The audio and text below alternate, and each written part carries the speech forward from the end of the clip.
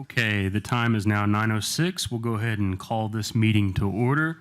This is the Quapaw Nation Business Committee regular meeting, Saturday, December 17th, 2022. I'd like to welcome everybody in attendance, physically as well as on Zoom, virtually. And if we could I have Mr. Mercer lead us in invocation, please? Father, we come before you today to conduct the business of Quapaw Nation. We like you to look out on everyone here, everyone on Zoom, and all throughout. And a lot of people that have the flu, illness, please give them good healing. And this meeting run according to what is best for our nation. In Jesus' name we ask. Amen. Thank you, Larry. At this time, roll call and declaration of quorum. Member Newton, Present. Secretary Treasurer Super present, Chairman Byrd, Present. Vice Chair Bowden, Present. Member Mercer, Present. Member Shawnee. Present. Quorum is declared. Have a quorum. Thank you, Secretary Treasurer. Next up, reading, correction, and approval of minutes supplied in our packets. I'll move to accept. We have a motion to accept. Second. Second, any discussion? All in favor signify by saying aye. Aye. Aye. All opposed? Any abstentions? Motion carries and the minutes are approved. Next up, reading, correction, and approval of electronic polls. If someone could recite those for us, please. Sure, I'll go ahead and take the first one. The first is a purchase request, Family Services, for a sport utility vehicle for client transport. The necessity of that was driven by expanded client count, and given the unpredictable nature of the Family Services needs, a second vehicle was necessary. So additional details were provided. Procurement went through the full process to get multiple bids and ultimately was selected. This particular phone pole was approved. Thank you. Anybody have the next one? The next one is an employee emergency donation. That one was also approved. Okay, thank you. The next one is a purchase request for the fire and EMS. They were to replace existing vehicles due to high mileage and increased maintenance cost. And that was approved. The next one was a purchase request from the Marshals for another Suburban to be used for daily duties. And it was recently awarded through the 2022 COPS grant. That was approved. And there was also an employee house fire assistance donation. That was approved.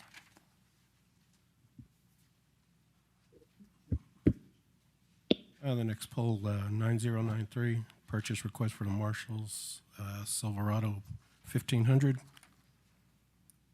That was approved.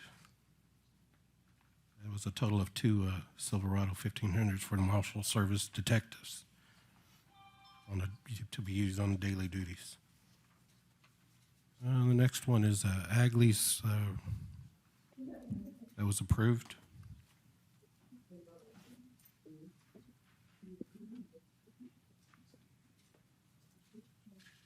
And there was another ag lease approval.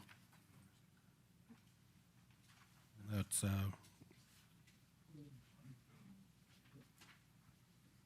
Resolution 9278, 9279 are the two ag lease approvals.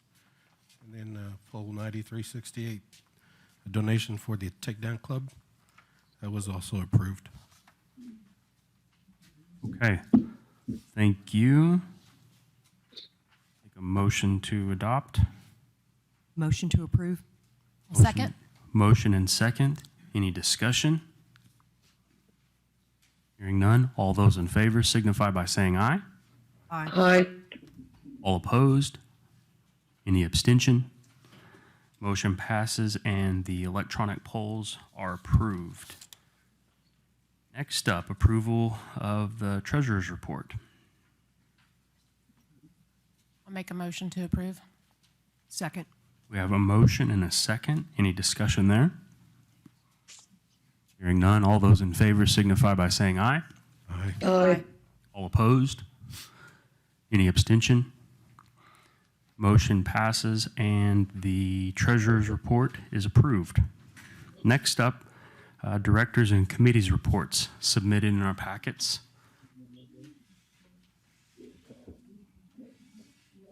Motion to approve. Second. We have a motion and a second. Any discussion on the matter?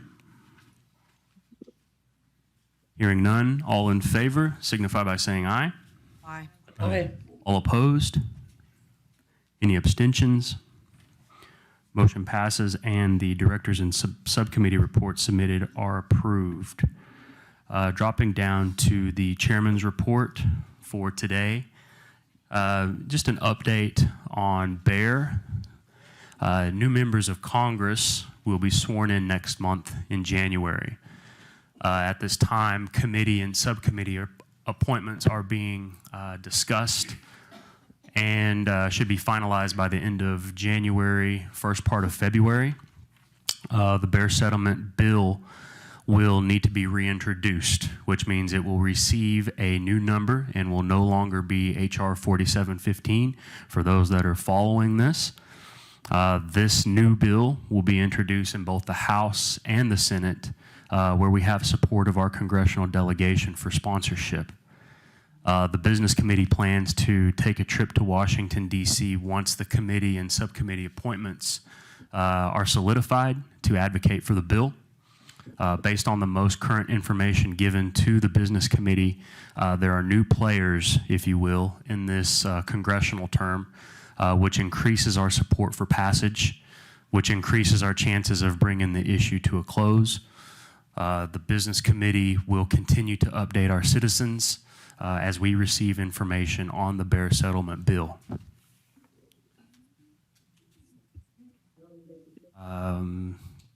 So during the first week of December, I traveled with a delegation of chiefs to Washington, D.C. for the White House Tribal Nation Summit.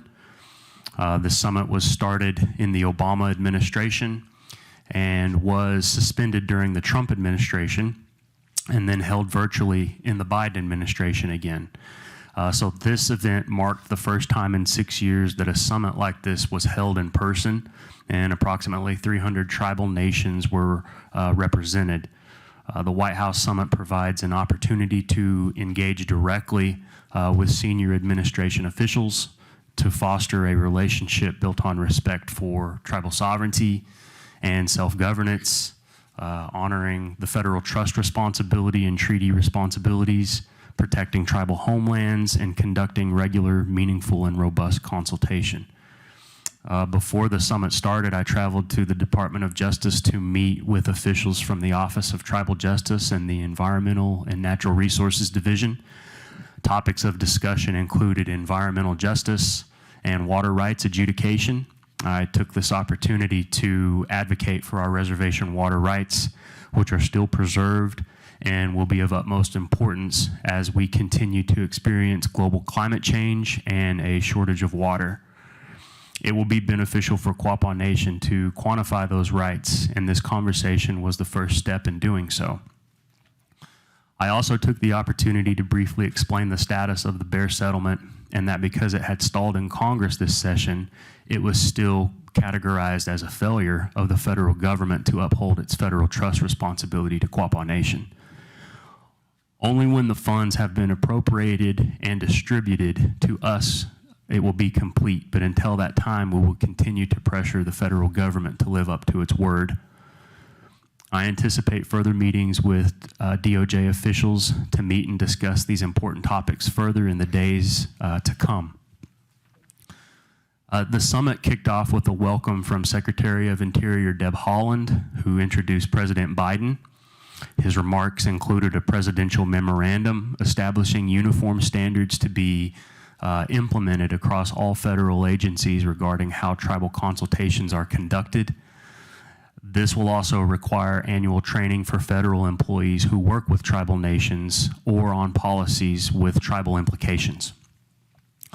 In alignment with this presidential memorandum, 9 agencies will implement or update tribal consultation policies.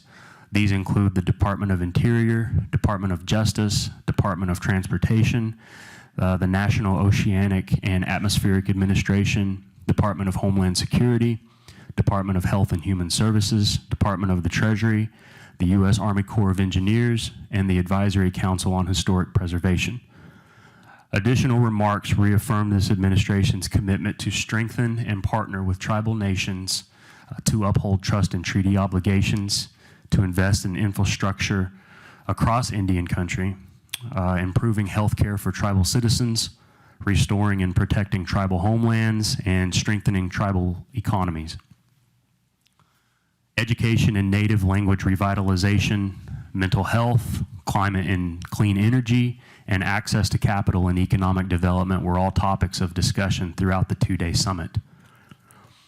In addition to the American Recovery Plan, what we know as ARPA, the Bipartisan Infrastructure Law, and the Inflation Reduction Act were also topics of discussion. The Bipartisan Infrastructure Law provides more than $13 billion in direct funding to support tribal communities and makes eligible to apply for and request billions more. This includes initiatives in areas such as internet, roads, bridges, public transit, clean water, and sanitation improvements. The BIL makes the largest single investment in tribal infrastructure in U.S. history. The Inflation Reduction Act is intended to build a clean energy economy and combat climate change by providing funding for tribes to plan for and adapt to climate change, mitigate drought, and shift to clean energy production. The IRA provides more than $720 million in direct climate resilience and energy funding to support tribal nations. Key takeaways from this summit are Quapaw Nation must be more strategic in every facet, and we must extend beyond dependency on gaming dollars to a more independent position. Quapaw Nation must be more aggressive and methodical when it comes to grant applications. And Quapaw Nation must be even more forward-thinking in its approach to provide a better future for generations to come. The time is now. Our time is now. Thank you. Eric.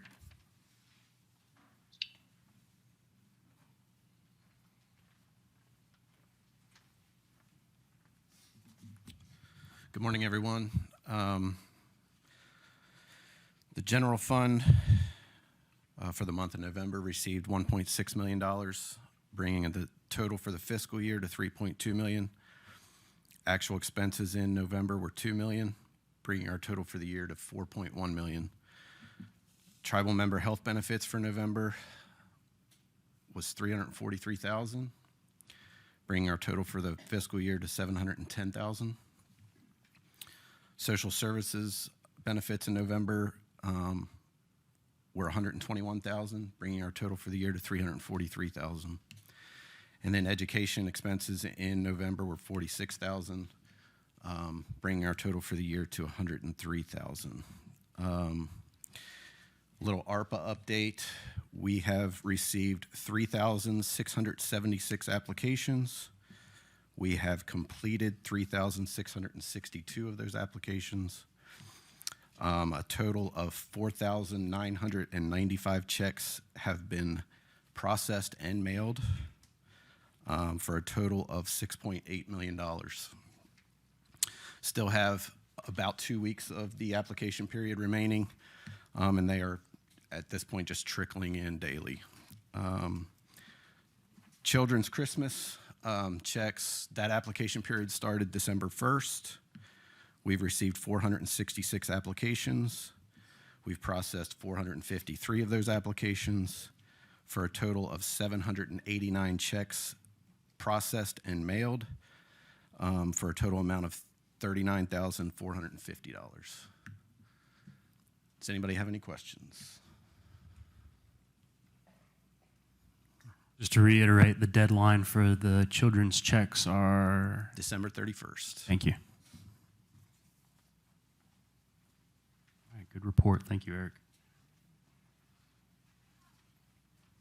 Any subcommittee reports? I know we have Constitution Committee sitting in the audience. And if there are any other subcommittee reports, please.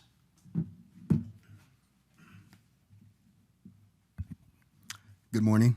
Morning, Roman. Just a quick update for the Constitution Committee. Vance Gilmore has joined us regularly. Thank you for allowing our committee to grow. He's been an asset already. We are meeting weekly, except following a holiday through these seasons, just to let you know how frequently we're gathering right now. Currently, we're exploring business committee roles, the business committee role as a whole right now, and trying to find out some different bits of information on how we currently operate so that we can move forward with additional roles. For example, we can't find anywhere where the business committee is allowed to conduct business outside of this meeting, right? So whenever there's a general vote by the business committee, this includes phone polls or anything else, we don't know where that started. I mean, I could identify where it started, but we can't identify where the authority came from that allows the business committee to conduct business away from us, right? So we're exploring that right now. So we'll be reaching out to the business committee also to kind of like pull up some information for us if you guys could gather where that started and why. And also, we know it's necessary, but what delineates a phone poll from regular business inside of this room, inside of this body, right? Is there some sort of matrix that you guys use, or is it just kind of whimsical? This feels like it should be a phone poll, and this feels like it should be a resolution. So those are going to be some of the things that we're going to be reaching out for information on also. I want to remind everybody about the upcoming special meeting of the General Council on January 28th and possibly the 29th. It's going to be at Downstream in the Pavilion.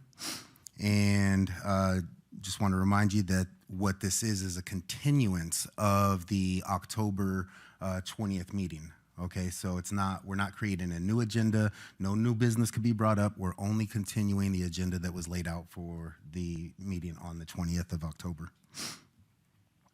A portion of that agenda was tabled so that we could allow the business committee to get some legal feedback about, I forget what number it was, but we're supposed to receive some feedback from legal about possible implications if something were to pass, if one of our tenants were to pass, which would remove the business committee from all commissions, boards, et cetera.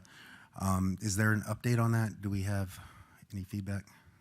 Yeah, so the latest was Wittenberg General Counsel, General Legal Counsel has been working on that.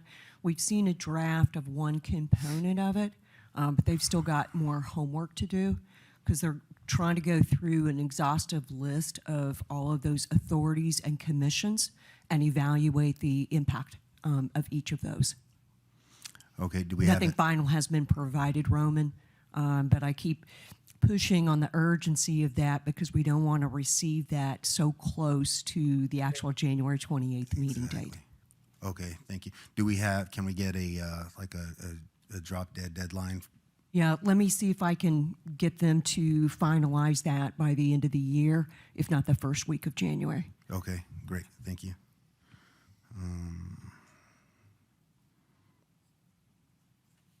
And that's it for right now. As far as that goes, I do see that we have, is this going to be discussed later? Is that why this I is didn't know being if you were handed going to bring it up or if I wasn't, but that's in response to the subcommittee report that you guys presented and the discussion from last month.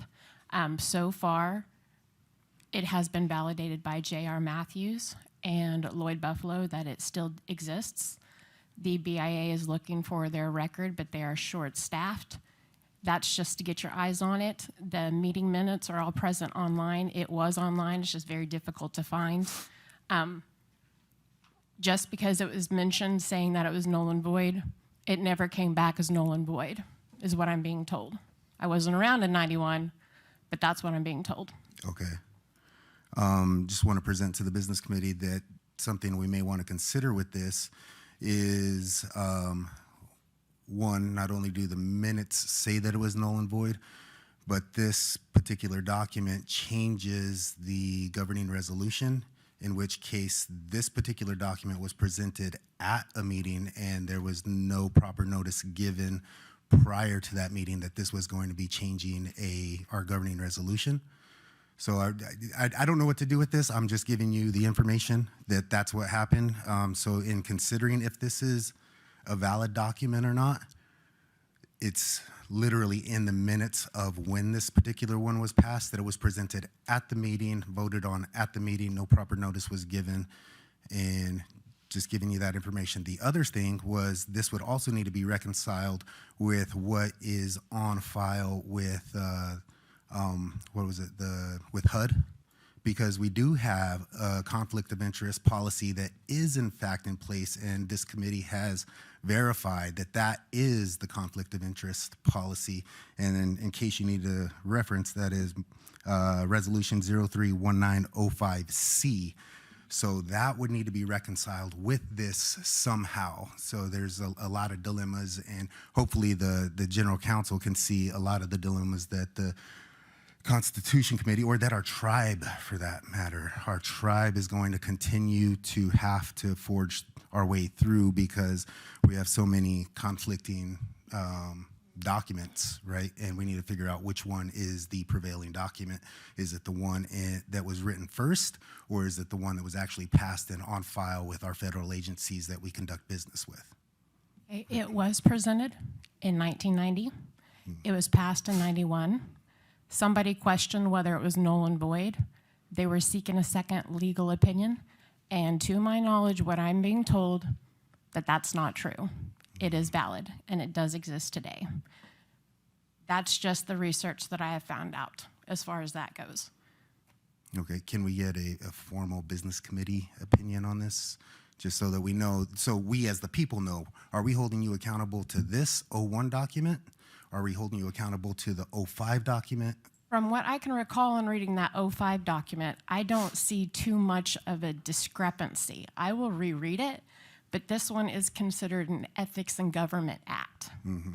The other one was for HUD, and it is about, what would you say, conflict of interest. Mm-hmm. So business ethics. I don't know if it is, I will review that, and we can get back to you as a whole on that. And we can even hand it over to legal, too. Okay. But this was in response to your report that was submitted with people not having their eyes on it. And from the meeting minutes and the timeline that has been presented, it is appearing to be valid. So this is just part of getting the word out there so everybody can read it. But yes, we can absolutely follow back up with you. Yeah, please, that'd be great. Thank you.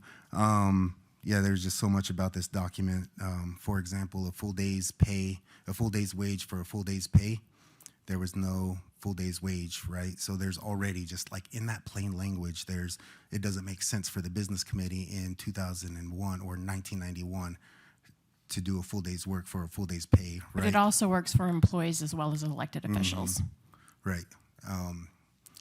In regard to, that's not our business. All right. I just wanted to put that out there. All right, thank you. Thank you. Roman, one last thing. I did get a confirmation from Witten Burridge. We'll have their memo by the end of the year. Thank you. Thank you. Thank you, Roman. Do we have Gracie, Linda?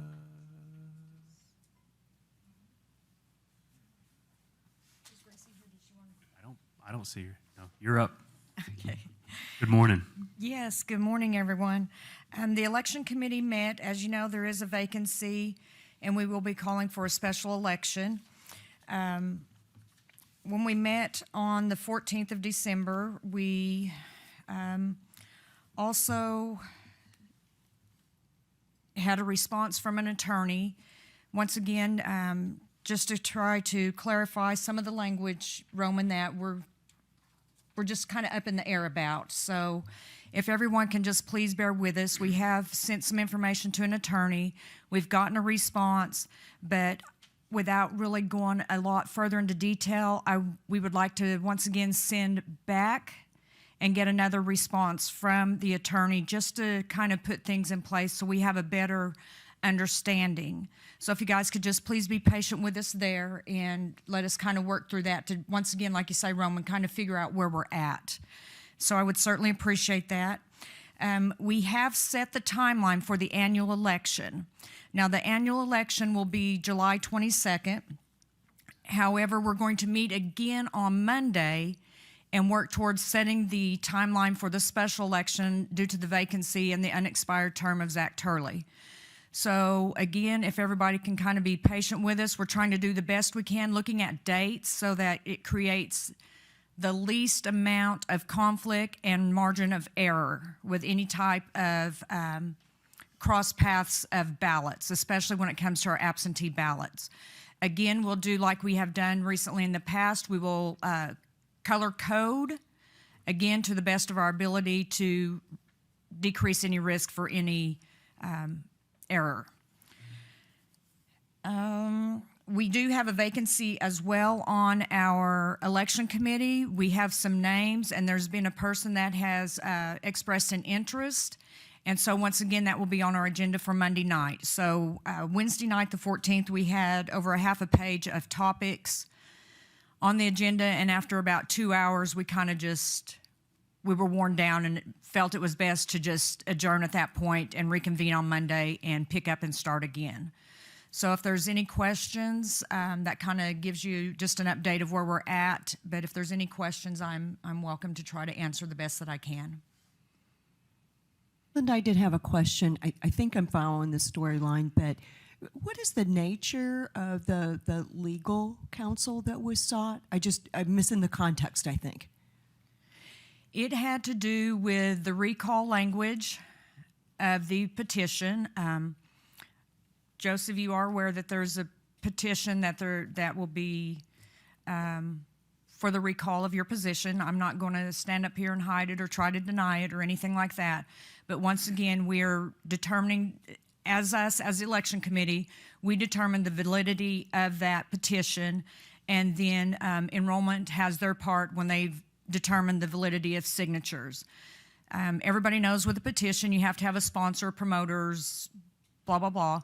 And so that's where we're just trying to get a head start, because there is such, in the event that that presents to us, we want to have our, for a matter of words, just have our ducks in a row, because there is a short time frame turnaround on that. Once that petition comes to us as a whole, then those signatures has to be verified, and then the validity.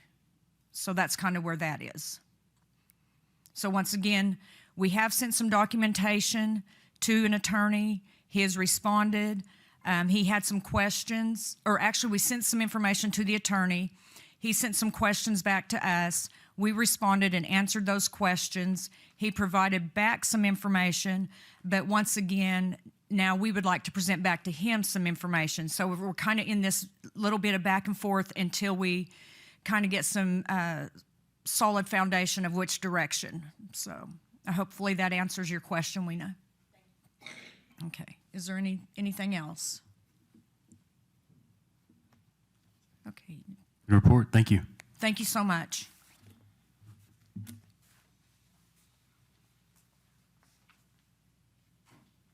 Any other subcommittees? Okay. Virtually, any other subcommittees? No? Okay. We'll go ahead and drop down to the director's reports. First up, our Tribal Historic Preservation Office, Mr. Everett Bandy.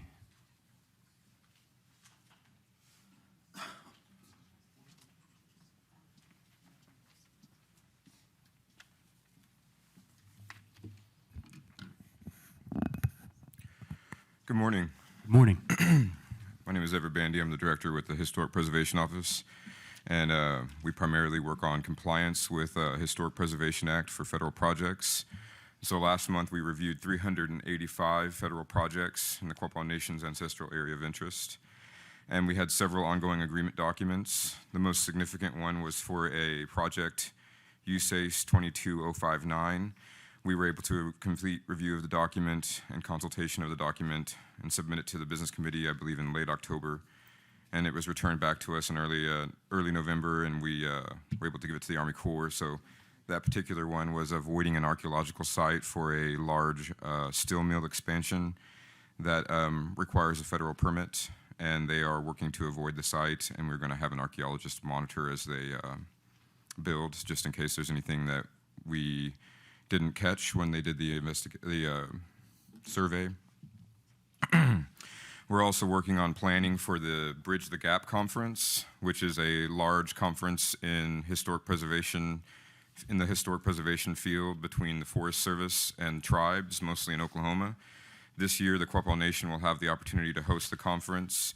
The Forest Service pays for the conference every year, but a different tribe gets to host it. And we're going to be able to host it this year, and about 200 to 300 people in our field come and attend and talk about ongoing issues and training. And we're going to be talking about demystifying consultation, which Chairman described was a hot topic this year with President Biden. Every agency and act that involves Native Americans is supposed to stipulate consultation with tribes so they can discuss it with us. And they all work a little bit different. And the federal government and tribal nations sometimes have confusion on that process. And so this year we're going to be deep diving into a bunch of different laws and the consultation that must occur.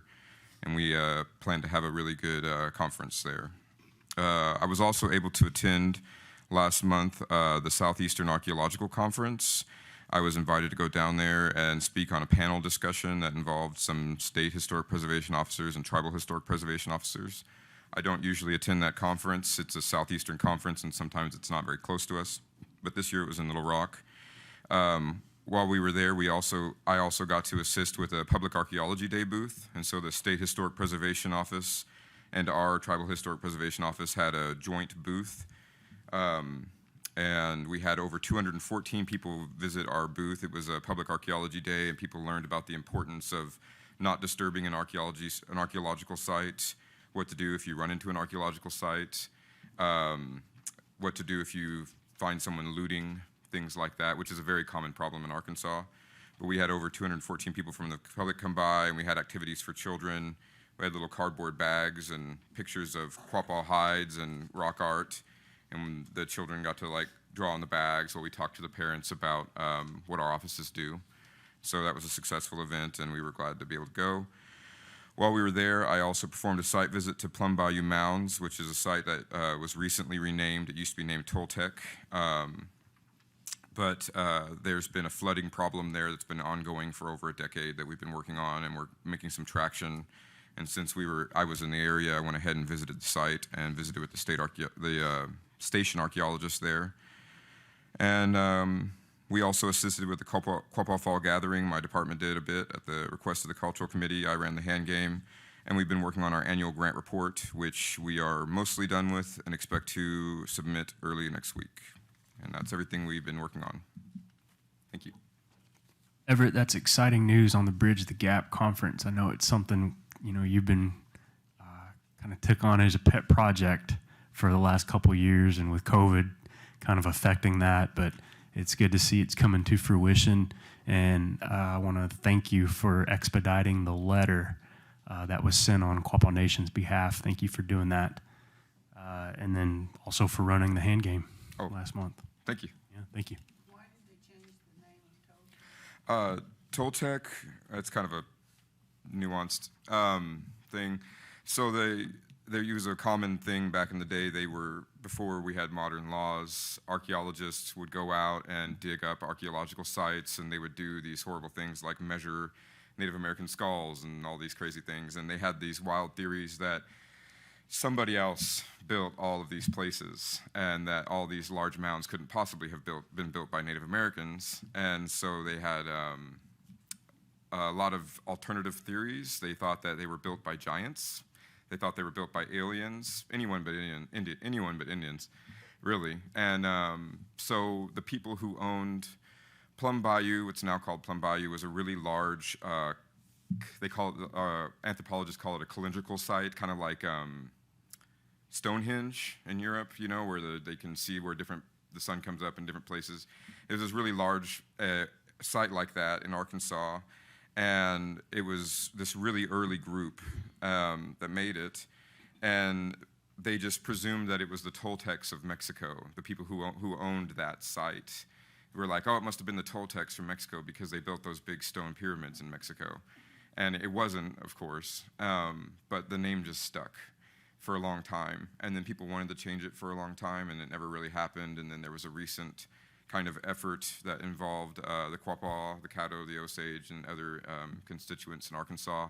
And they named it Plum Bayou because the area there is named Plum Bayou. It's a bayou, a slow-moving creek with there's a lot of plums around there. So they just call that area Plum Bayou, and they just named the mounds after the geographic area so that it would be less, I don't know if that makes sense, like ethnically incorrect.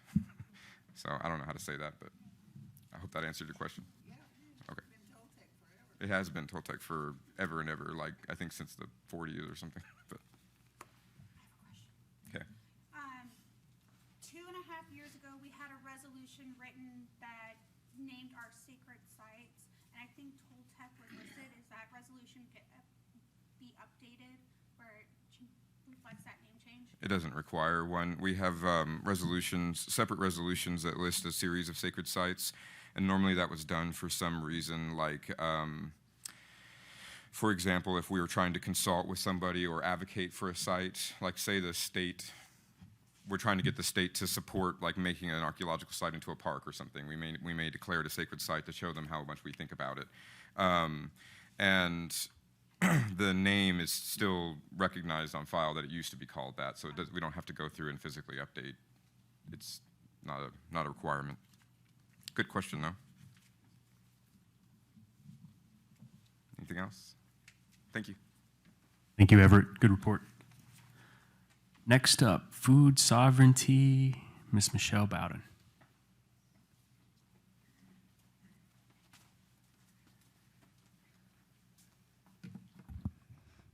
Good morning, everyone. Good morning. Just let you all know that we finally finalized the location for our food sovereignty department.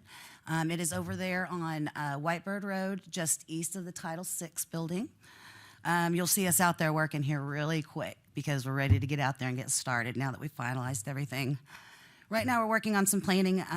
We're going to have to lay some water lines because I'm really going to work on an efficient drip irrigation system out there.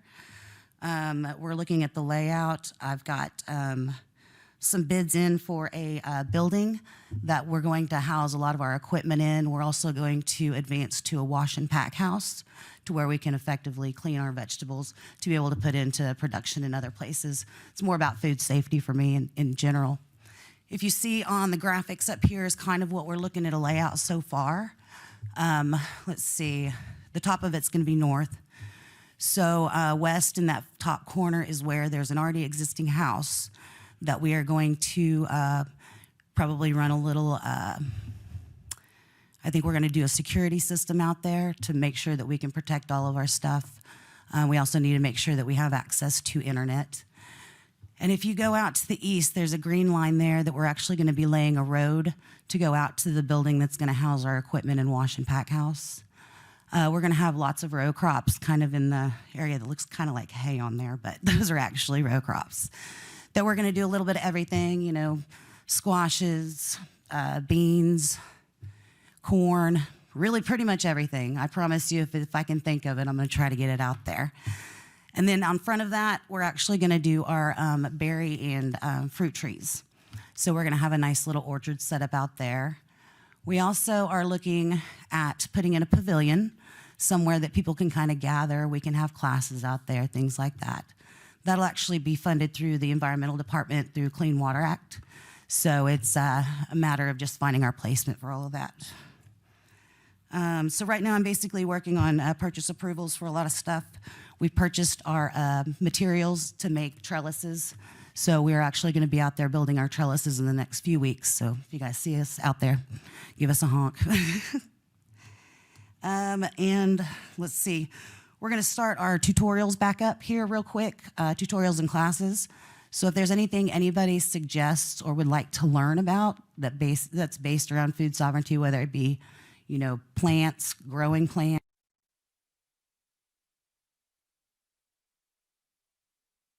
reserve, please let us know. We're up to all kinds of ideas. I know next week we're going to start a tutorial for making bison stew. So that's going to be our first one on the agenda. And then throughout the whole season, we're going to try to do at least one a month. So if there's any suggestions, please reach out to me. You can either email me at Quapaw Farmers Market at, Farmers Market at QuapawNation.com, or you can just call the market itself and ask for Michelle. I'll be more than happy to help you all out with anything. Any questions? Whose recipe are you using for the bison stew? I actually am in works with Randy Ray over at Downstream, so we're working with him. Great, great. Yeah. You can, yeah, that's going to be the main location. The other location is the Ray property, which is right across the street from it. Like I said, on that will be the same thing. Top is going to be north. On the west side is where they're looking at doing the housing. Eventually, once the housing's put in, we will add a community garden over there for the residents. On the east side, it's really quite undermined. So what we're planning on doing with that is clearing out the trees on the south side of it, clearing some of them, not all of them, because we actually have some good trees out there. We've got some walnuts and things like that. But we're going to clear it out a little bit so we can put our apiary back there. We're going to try to expand our hives. Right now we have 9. I'm really looking at ending with 20 by the end of this year. The sky's the limit. Really, however much I can get out there, I'm going to try over the next few years. It's not going to be an immediate, but we'll get there. And up north of that is going to be the wildflower habitat to feed the bees. And in that top right corner, we're going to start doing a pumpkin patch to where we can have pumpkins that everybody can come and take the kids or yourselves, whoever wants to, just come out and get some pumpkins. I would just, I see an opportunity here, and I just want to go ahead and speak on it really quick. Michelle has her associates in natural resource and ecology management, and she has a Bachelor of Science in agriculture. This is her passion, and I think she does a great job. Just for the record, I have never participated in her job position or her pay. If anything is ever brought up, I always recuse myself, so I wanted to get that on the record. Thank you. Anybody else? Thank you all for your time, and like I said, I hope to see everybody have a chance to come out and see what we're doing. I do plan on also doing updated videos throughout the course of our planning and establishment of this, so I will put those up on our Facebook page, and hopefully at the next meeting I come and talk to you, I can have a little video showing what we've done so far. I have a question, Okay. and I know it's a question on a few people's minds. I'm going to go ahead and ask it. Is there any plans for marijuana cultivation? We have not discussed it. As far as I know in the past it's been brought up. It's also been brought up in the environmental course of things, not necessarily marijuana, but hemp, because we know that hemp will pull, heavy metals out of the ground. But nothing has been discussed directly like that, no. If you're wanting to, we can talk about it. I'm not wanting to per se, but I know there's several people whenever we talk about, when you say we're going to plant anything and everything, it's good to, clarify that. At the moment, it's going to be crops for food, but if we do want to expand eventually, we can discuss it. Sounds good. Thank you. Thank you. Next up, our CHR, Mr. Dwayne Chuckluck.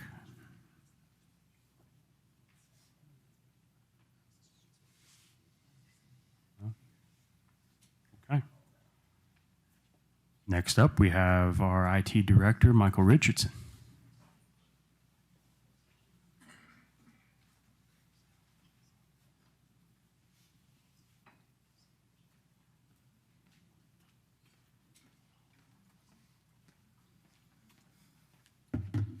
Good morning. Good morning.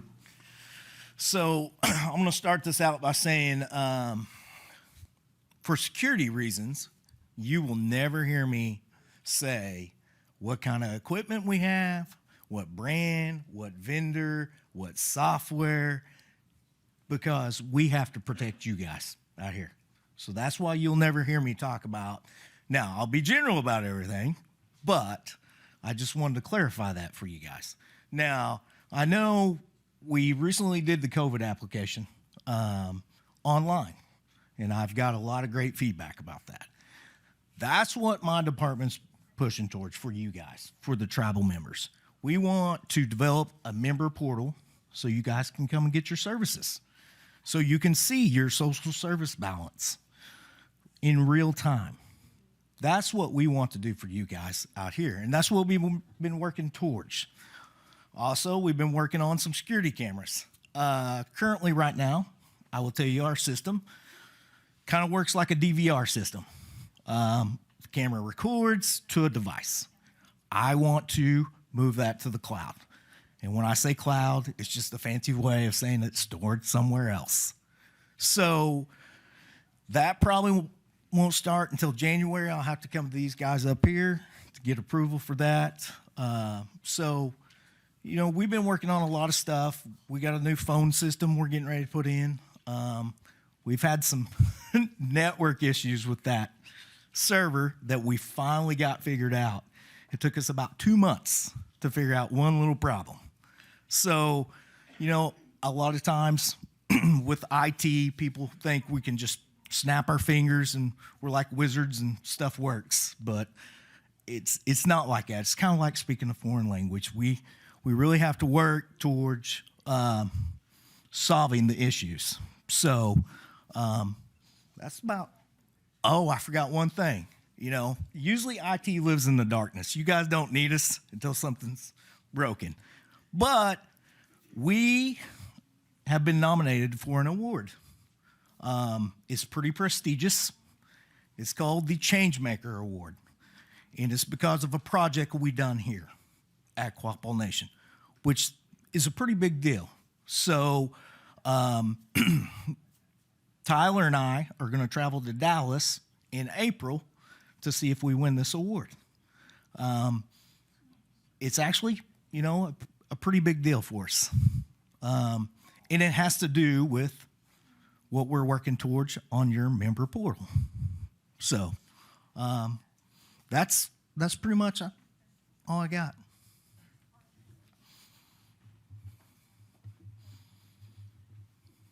Congratulations on your nomination. Thank you, sir. That's cool. Yeah, it's pretty exciting. And to the rest of your department, thank you. Yeah, I got a great department. I haven't had any turnover for probably, I don't know, Mikhail and Tyler's been with me for probably 4 years.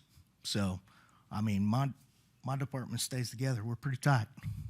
And, the nation invested or reinvested a lot of those ARPA funds directly into our technology endeavors.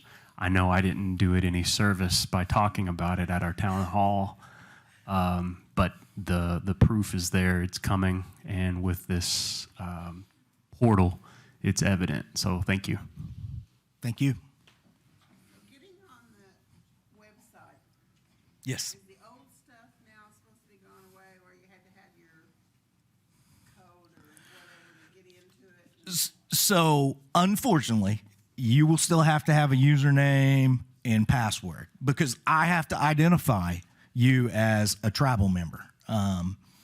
We can't really get away from, you just jumping on and filling out forms. When it comes to certain, now let me preface this, when it comes to certain services, okay, we have to make sure you are you online.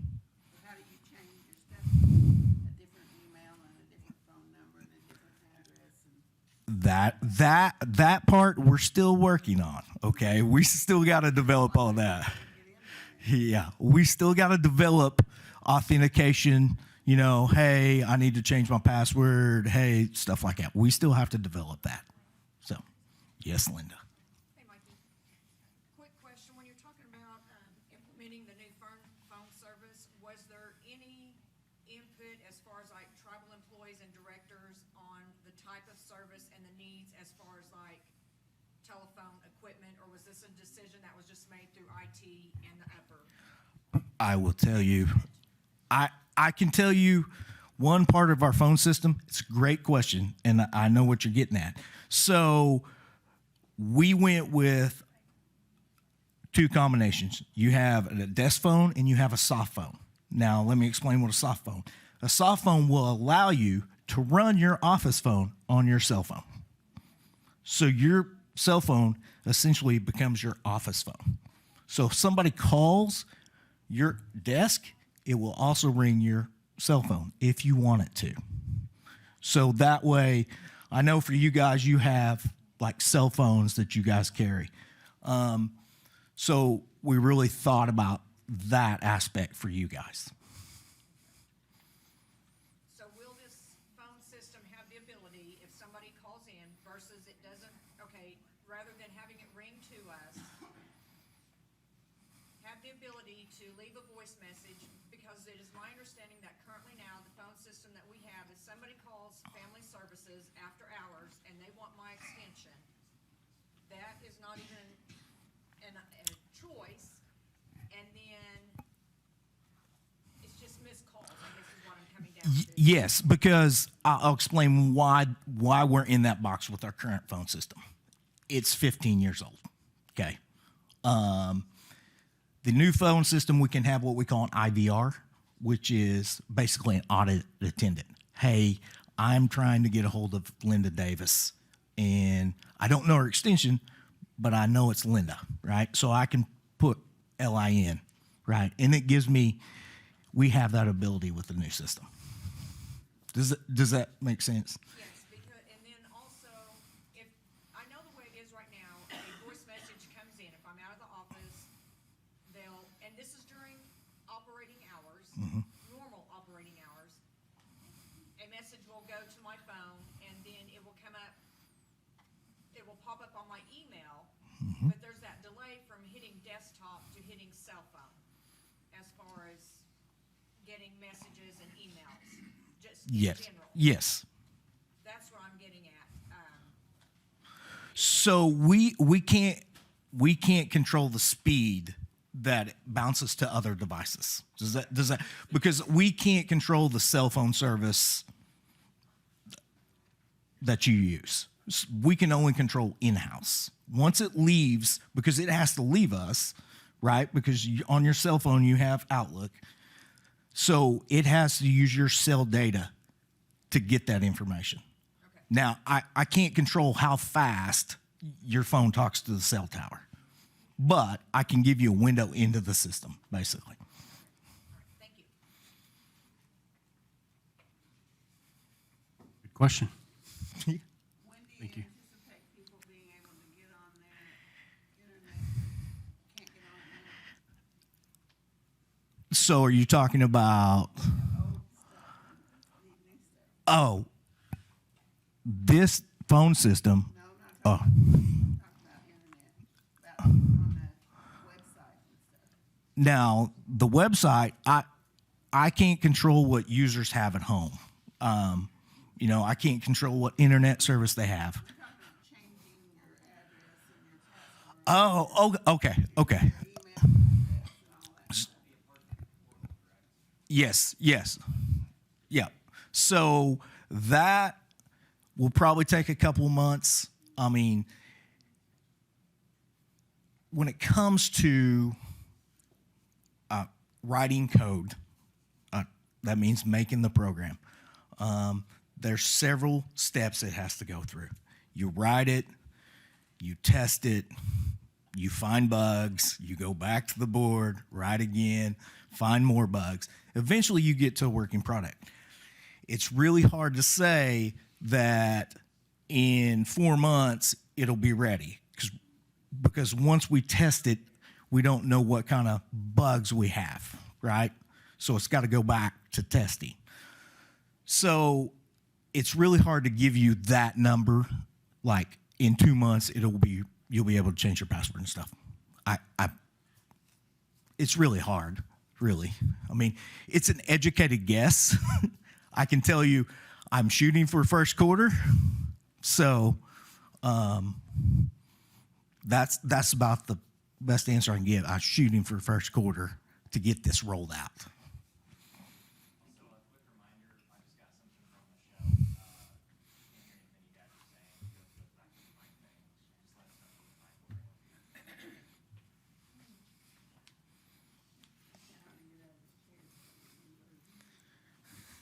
We'll bring you one, Barbara. We have one over there.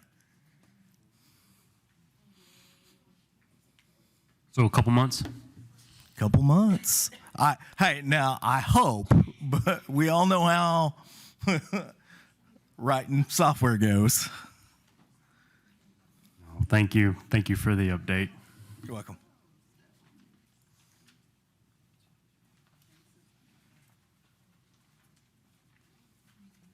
Okay. Dropping down to new business, we have a couple resolutions up.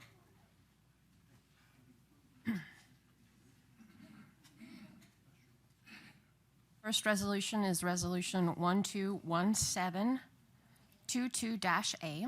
It is a resolution retaining Justin Valentine as the Quapaw Nation prosecutor for a period of 5 years. Okay, thank you. Do we have a motion? Motion to approve. We have a motion, Second. and we have a second. Any discussion on the matter? Hearing none. All those in favor signify by saying aye. Aye. Aye. All opposed? Any abstention?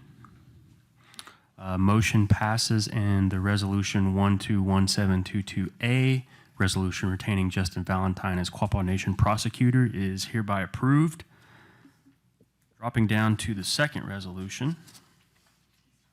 Second resolution is number 121722-B, a resolution authorizing the approval of an electric easement within the exterior boundaries of the former Garner property to provide electric to an adjacent property to be used for a dollar store, and to authorize the execution of an easement agreement on behalf of the Quapaw Nation. In this agreement, they have agreed to provide services anywhere on the property at no cost in the future to us for services. Thank you. I will move to approve. We have a motion to approve. Do I have a second? Second. Have a second. Any discussion? Hearing none. All those in favor signify by saying aye. Aye. Aye. All opposed? Any abstentions? Motion passes, and resolution 121722B, resolution authorizing the approval of an electric easement within the exterior boundaries of the former Garner property, is hereby approved. Next up on the agenda, we have purchases. Would somebody like to take that? I'll take the first one. The first is the purchase of a 2022 Ford Explorer for the community health representative to be used for patient transport and other daily duties. So this one went out for bidding process. And it's on behalf of the fire and EMS department. I'll make a motion to approve.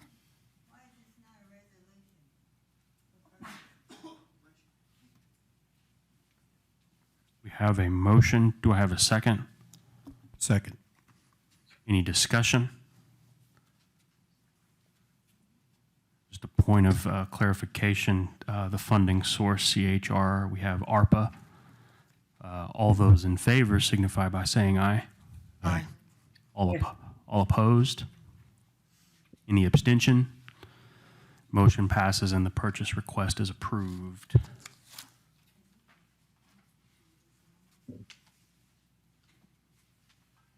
The next one is a Lexus Nexus Plus upgrade for the Quapaw Nation Tribal Court.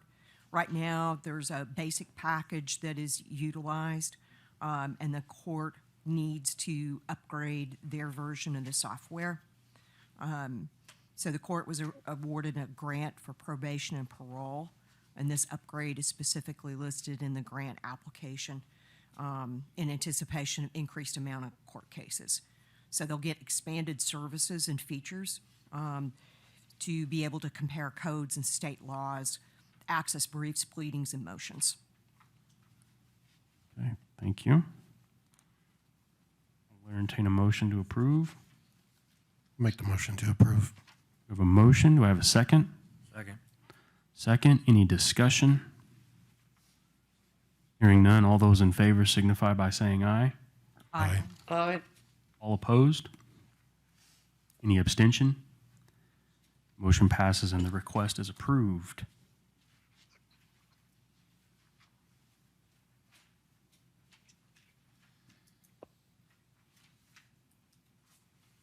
The next purchase request is for 2 Chevrolet Tahoes for the Marshal Service. They are going to be using the 2022 COPS grant.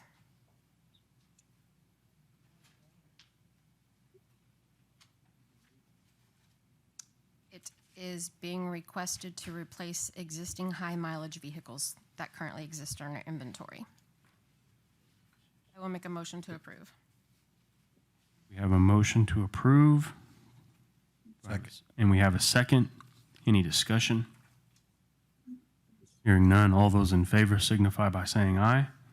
Aye. Aye. All opposed?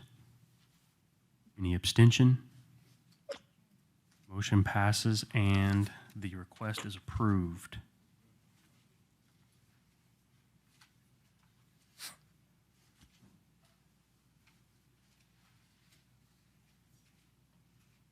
Anybody care to take that last one?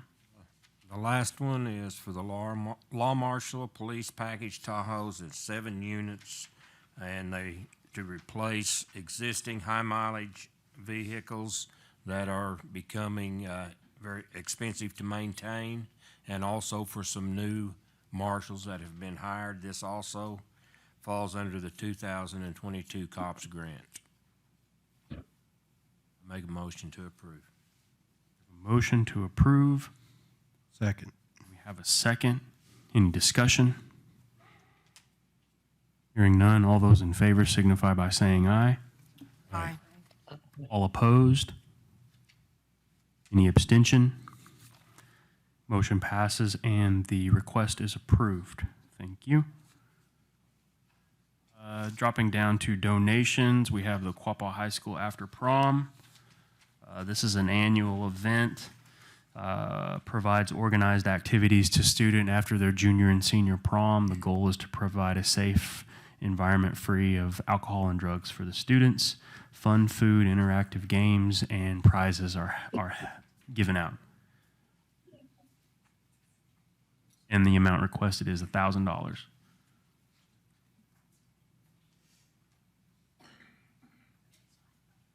And the I make the requester, motion to approve. and the requester is Jamie Chuckluck. We have a motion to approve. Do I have a second? Second. We have a second. Any discussion? Hearing none, all those in favor signify by saying aye. Aye. Aye. Aye. All opposed? Any abstention? Motion passes and the request is approved. So next up, we have open forum. And at this time, I want to recognize those tribal members who have walked on. For this month, we have Jeffrey Lee Greenback and Charles Dardeen. And if anybody else has any names that I omitted, I'll take those names now. If not, please bear with me in a moment of silence.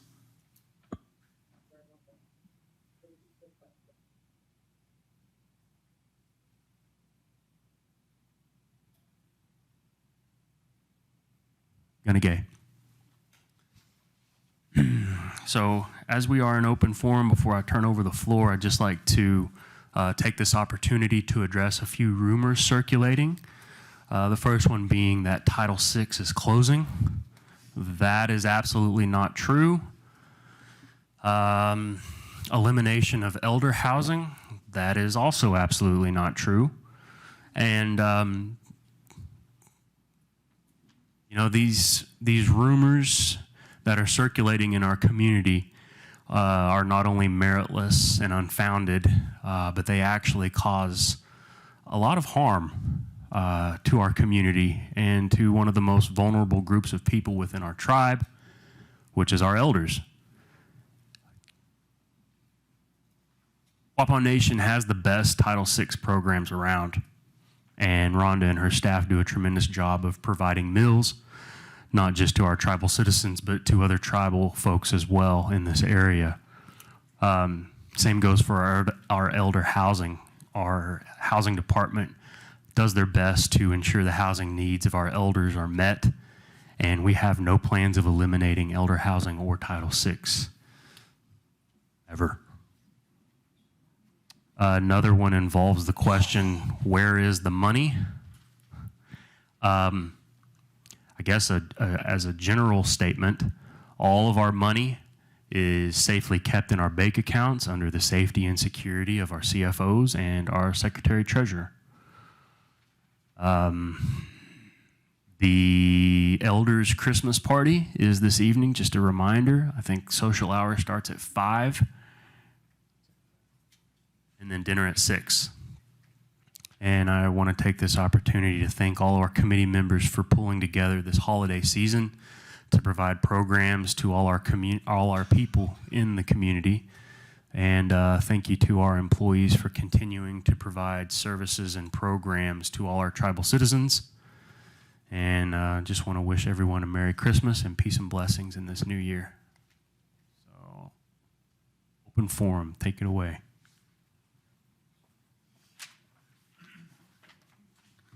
Good morning. Good morning. My name's Heather Dismuke. I'm the Youth Program Manager in Family Services. I wanted to make 2 announcements because I've been working really hard on these 2 things, and I want to make sure I get the word out. And I'm working with our wonderful Quapaw Post getting the word out as well, but that won't happen until next week. So I'm kind of jumping the gun a little bit, but I figured this would be the perfect opportunity. First off, I am in the process of trying to put out the word in hiring a contract therapist. I currently have 2 on my staff, but we are in need of more. I'm looking for someone that can work afternoons, evenings, and the primary focus is on kiddos and their families. So that is one of the things that I am working on. The second thing is in January, right before our BC meeting, January 18th through the 20th, I am hosting a pottery class, and this is for kids 6th grade to 12th grade from 5 p.m. to 7 p.m., and it's going to be right here in our pottery studio. I have only 15 slots. I already got 2 kids signed up, 3 kids signed up. So they're filling up fast, and I literally just put out the word yesterday. So if you guys have anybody in mind, they do not have to be Quapaw. They do have to be Native American. So if you want to get your kiddos signed up, spots are filling up fast. So those are my only 2 things. So if you need me, reach out. Thank you. Great information. Thank you, Heather.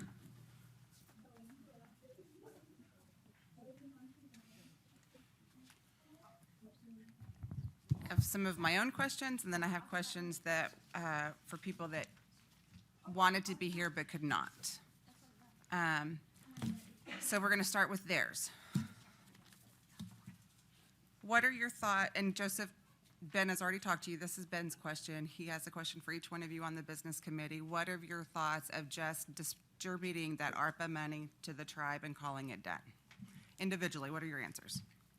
Joseph has answered and said he's fine with it. Let's do it. I'm absolutely supportive of distributing the remaining funds to tribal members.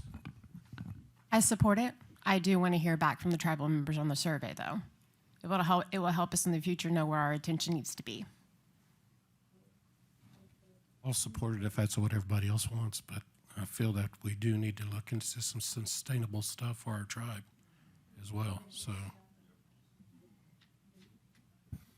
If that's what the people want, then I would support it, but I also, as Mike, we need to look at some things that's going to sustain an income for the future of the tribe also. Okay, so now for my This question. is Michelle. Oh, Virginia, sorry. this is Michelle. Sorry. I too will support it, but I would love for us to be able to come up with something that could be sustainable that we can show for continuance within our nation for the future. Right. that was Ben's question. He wanted to know where you all stood. He did send an email this week to Callie and Joseph was the one that responded. So he wanted to know individually what your stance on that was. I agree that we need some sustainable, but at the same time, it seems like we need to just do something. And I know it's hard to agree, and I know there's information coming from all avenues, and you have to explore those and see what the long term is. But again, that was his question, so now to mine. On July 4th, we talked about what your salaries were and the whole accountability, transparency thing. In part of that, to justify the salaries, was discussed that you're over our directors. Well, from what I've seen from this meeting that we had in the town hall, we have a department that's struggling either. And why? Why do they not have, what happened to their grants? Grants don't just go away. Was it the grant writer that didn't write the grants? And if so, then we need to figure out why they're not doing that. If it's directors not doing their job, then we need to figure out why. Grants don't just go away.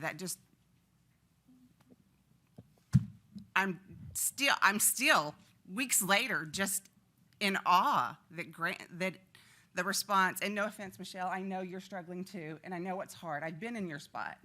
And that's one of the reasons I'm glad that I don't work for tribal government anymore. But they don't just go away. What happened? And we need to figure out what that deficiency is, wherever it's at, and we need to fix it. And that's part of the justification for your salaries.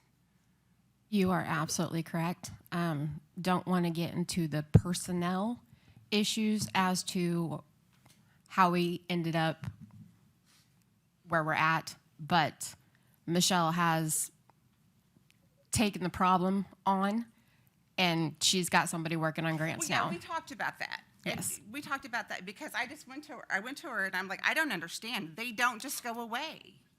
It was not due to the board up here. There was all systems fail, so to speak, but it has been addressed, and all we can do is move forward from here on out. But it has been addressed. Yes. In the air, and it's or in the process of correcting, I guess, if you can't immediately correct. Yes, it does take time, but our eyes are on it, and we are working on it.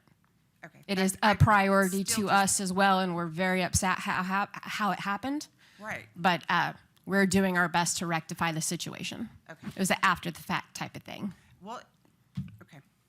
I'd like to add to that, just to build off of those comments. So on the federal front, our overall grants, we've seen a decrease there in funding. In addition to that, we did have a grant writer leave. Our main grant writer left. I'm not going to say they left us holding the bag. I'm just going to say they left. So it created a challenge there that we've been having to work through. The housing department generally is a smaller department. So even though they are good at building, they are stretched thin. And in addition to all of those, QSA at the time shifted its focus. You know, it had construction services under QSA. It shifted focus more so to remediation of Tar Creek. So all of those are in combination, and the result is, you know, we do have a department that is challenged, and business committee is all committed to refocusing and paying some much needed attention to that area for all of our members. Thank you for, again, highlighting that and bringing it to our attention. I'm still just dumbfounded. Anyway, that's my own. I'm a compliance person, so following the rules and doing what you're supposed to do is part of it just, like, all of my, makes me a little nauseous. And the fact that we've put a department that's doing wonderful things in jeopardy is scary too, in my opinion. I have a couple of other things, and then I'll leave you alone.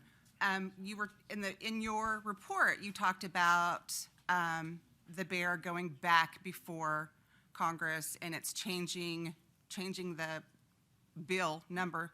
So essentially starting all over, correct? Yes. And if so, then are you able to change the wording of that bill since you're essentially starting over to all tribal members? So that's something that the business committee has been focused on, and that is a question that we plan to take with us to Congress whenever we're inside those meetings and meeting with those staffers and whoever is responsible for pushing the bill across, because the question then becomes, do we want to change language which would essentially result in starting over like from the very beginning and having to go garner all of the support and sponsorship, or no language change and it starts from there? I'm not going to say it's a halfway point, but we won't be starting completely back So over. it's not starting, but, so changing the wording though would start back from A. Correct. In theory, you're like at, F or G, just to kind of, That's correct. okay. So that was just another question. My other thing is, Joseph, we pay you $12,500 a month. Members, we pay you $10,416 a month. When you call your directors, do you expect them to answer your phone call or return your call? When we call you, we expect a return phone call. We pay you too much money not to answer our phone calls. And I'm not pointing at anybody indirectly or specifically. I'm just saying when we call you, hopefully it's not because this is blue and I want it red. Hopefully it's for a legitimate reason. But we pay your salaries. We expect return phone calls. Virginia, I take it based on the way you're describing it, that's a challenge? Yes. Okay. The reason I'm asking is simply because perhaps there's some simple steps that we can take to help remedy that. I know that in... Well, I'm just saying, if you were paying me $10,000 a month, I better be answering your phone call. Yeah, it's a reasonable returning it. expectation. You expect your directors to call you back. We expect you to call us back. As a whole, everybody as a whole. And that's the rest of my complaints this time. I can't promise there won't be more, but that's enough for today. Thank you. Thank you.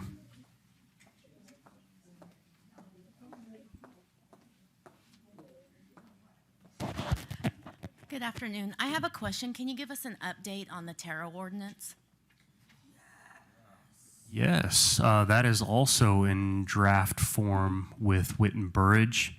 It is yet to be finalized. It's still in the review process, but it is a work in progress, and based off of everything that I've seen, it will be ready for vote by General Council in July. So that office will not be set up until after General Council then? I can't answer that, but most likely, yes. Yeah, that is Most a general likely. council item, so. Thank you. I lied. I completely lied. I have one more question. Where do we stand on our language department? Part of bringing our culture back and keeping us as a people is our language. Where do we stand on those grants and developing that department and getting our children to learn our language and to learn some of those things that some of us grew up with and not everybody did? Where do we stand on that? So Quapaw Nation was awarded, we were one of 5 tribes in Oklahoma to be awarded a BIA grant. We've utilized those funds to offset expenses for Billy Joe Proctor. And so he has been working very valiantly in bringing forward a Quapaw to English, English to Quapaw language dictionary. Right. And so because we have him as really the foremost asset and expert of Quapaw language, he's been dedicated to that. And that's why you don't necessarily see programming, i.e. classes. We can start to do that, but I don't want to speak for him. I think it takes, communication between him and the business committee And I agree with you that whenever that component is missing, it looks like nothing is being done on the front end. And I do appreciate us being able to come together as a community and learning the language, but there is movement on the back end that's more of a long-term approach to that. Well, to speak to the long term, and I realize that it goes back to funding, but this has been happening now for a good 3 to 4 years. Are we going to have to wait 3 to 4 more years before we actually have a department in place to do these things to help our community? Not everybody grew up with their grandparents teaching them Quapaw stories or teaching them language or, learning up the simple with the ashes on your forehead when you went outside at night. Not everybody grew up that way. So are we going to wait 4 or 5 more years before we have a department that helps bring some of that stuff that the boarding school era that we lost because of that era? I remain committed to language revitalization, and I would assume that the business committee also stands committed to that, and it is something that we'll continue to look at. And we do want to provide better programming as well as have an established language department. And it's something I'll commit to you now to look into and refocus on. Okay, I'm going to try to sit down again. Thank you.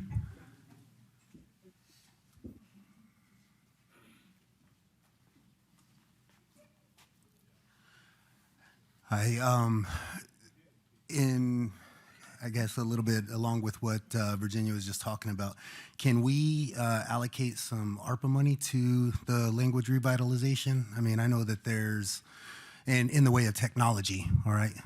Because I know that there's tribes right now who have their own apps that tribal members can access. Is there any way that we could allocate some of those ARPA funds to creation of an app to start with, for one? Absolutely. Technology in the way of distance learning and being able to reduce exposure to COVID illness is definitely a allowable expense under those requirements.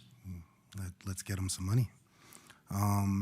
The other question I had was in regard to these 7 vehicles that are being replaced.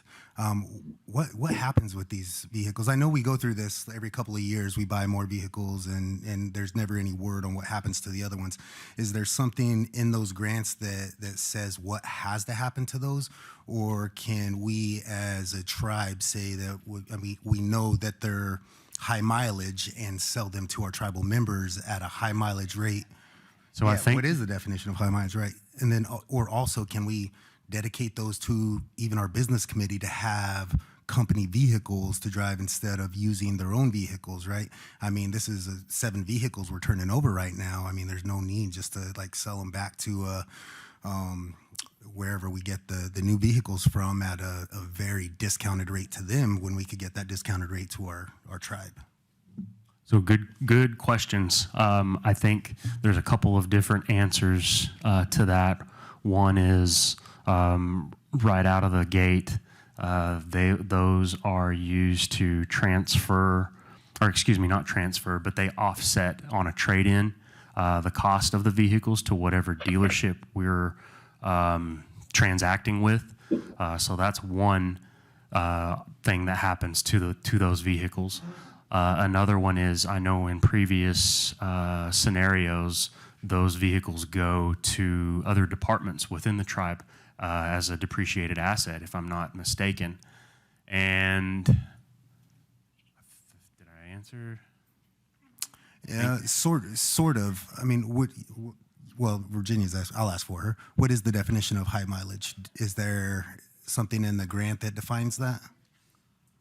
I would say there is. I'm going to have to clarify, though, what Okay. that actually is. Okay. Does anybody in the back know? Eric or? Yeah, GSA recommends 80,000. 80,000. GSA recommends law enforcement vehicles start to be traded out around 80,000 miles because of the wear and tear and the unsafety issues that becomes prevalent when they get over 100,000 miles. but if, under the grants, if the item is $5,000 or more still valued, then you can't sell those vehicles. So we do give those back to the other tribal departments to use. As you see several of them sitting out here that still got the spotlights on them, we remove all the equipment and they go back to other tribal programs to use. So that's GSA's mileage. What they determine is the time to start replacing those vehicles on law enforcement vehicles. If they're not law enforcement vehicles, the mileage is, of course, higher. We've got several that's got 140, 150, 160,000 miles on them. My transmission went out in mine. It had 160,000 miles on it. On my way here this morning was the reason I was late. So that's what we're dealing with right now is we've got probably 7 or 8 that's over 100,000 miles. Okay. Thank you. With it being a DOJ grant, is it required that they stay within a CTAS department, or can it be any department? She's asking under the CTAS grant if the, excuse me, the vehicle has to stay within a CTAS department. There is, the vehicles are supposed to be used for what they were received for, so they're supposed to stay within something along those lines in order to use the vehicles until they depreciate under $5,000. Thank you. Thank you. 80,000 miles is like a brand new vehicle to me. I mean, that's, I would like the business committee to consider business committee usage of vehicles of this. I know that we ask an awful lot of you guys to travel and to do things. You know, I mean, I use my personal vehicle a lot and I wish that I didn't have to. And I think that, you know, we should extend that courtesy to the business committee, that whenever these things come up, that we try to take advantage of those, and us as a tribe be more self-supporting towards you, the business committee. Also, Virginia brought up something earlier that I would like everybody to know and consider on some of these items that are coming up with the governing resolution amendments and our Constitution as we approach it is pay, right? The statement was made that we pay you, you know, X amount of dollars, when the reality is the DDA pays you, and we don't. You guys, we don't control that, right? We want to. We need to. We need to move that payment from the tribe out of the DDA's purview, right? That's where we have that control, and I just want everybody to consider that as we approach these new items. And that's all I get. Thank you. Thank you, Roman. To add to my comment, okay, the DDA, but that is still coming from the Quapaw tribe. We still want accountability and we want responses from our business committee. If we reach out to you, each one of you are paid over $10,000 a month. I understand we require a lot out of you, but when we call you for, again, hopefully it's not something trivial, but when we call you with an actual concern, or we expect you to call us back, whether you're paid from the DDA or Joe Blow on the moon. We're paying you over $10,000 a month. You can return our phone call. Here. One last item. I sit in these chairs for other reasons, you know, that besides this meeting, and I've got a younger rear end than a lot of our elders here, and these things are hurting my hiney. So I just want to point that out. Maybe we could consider getting some better padded seats. Good suggestion.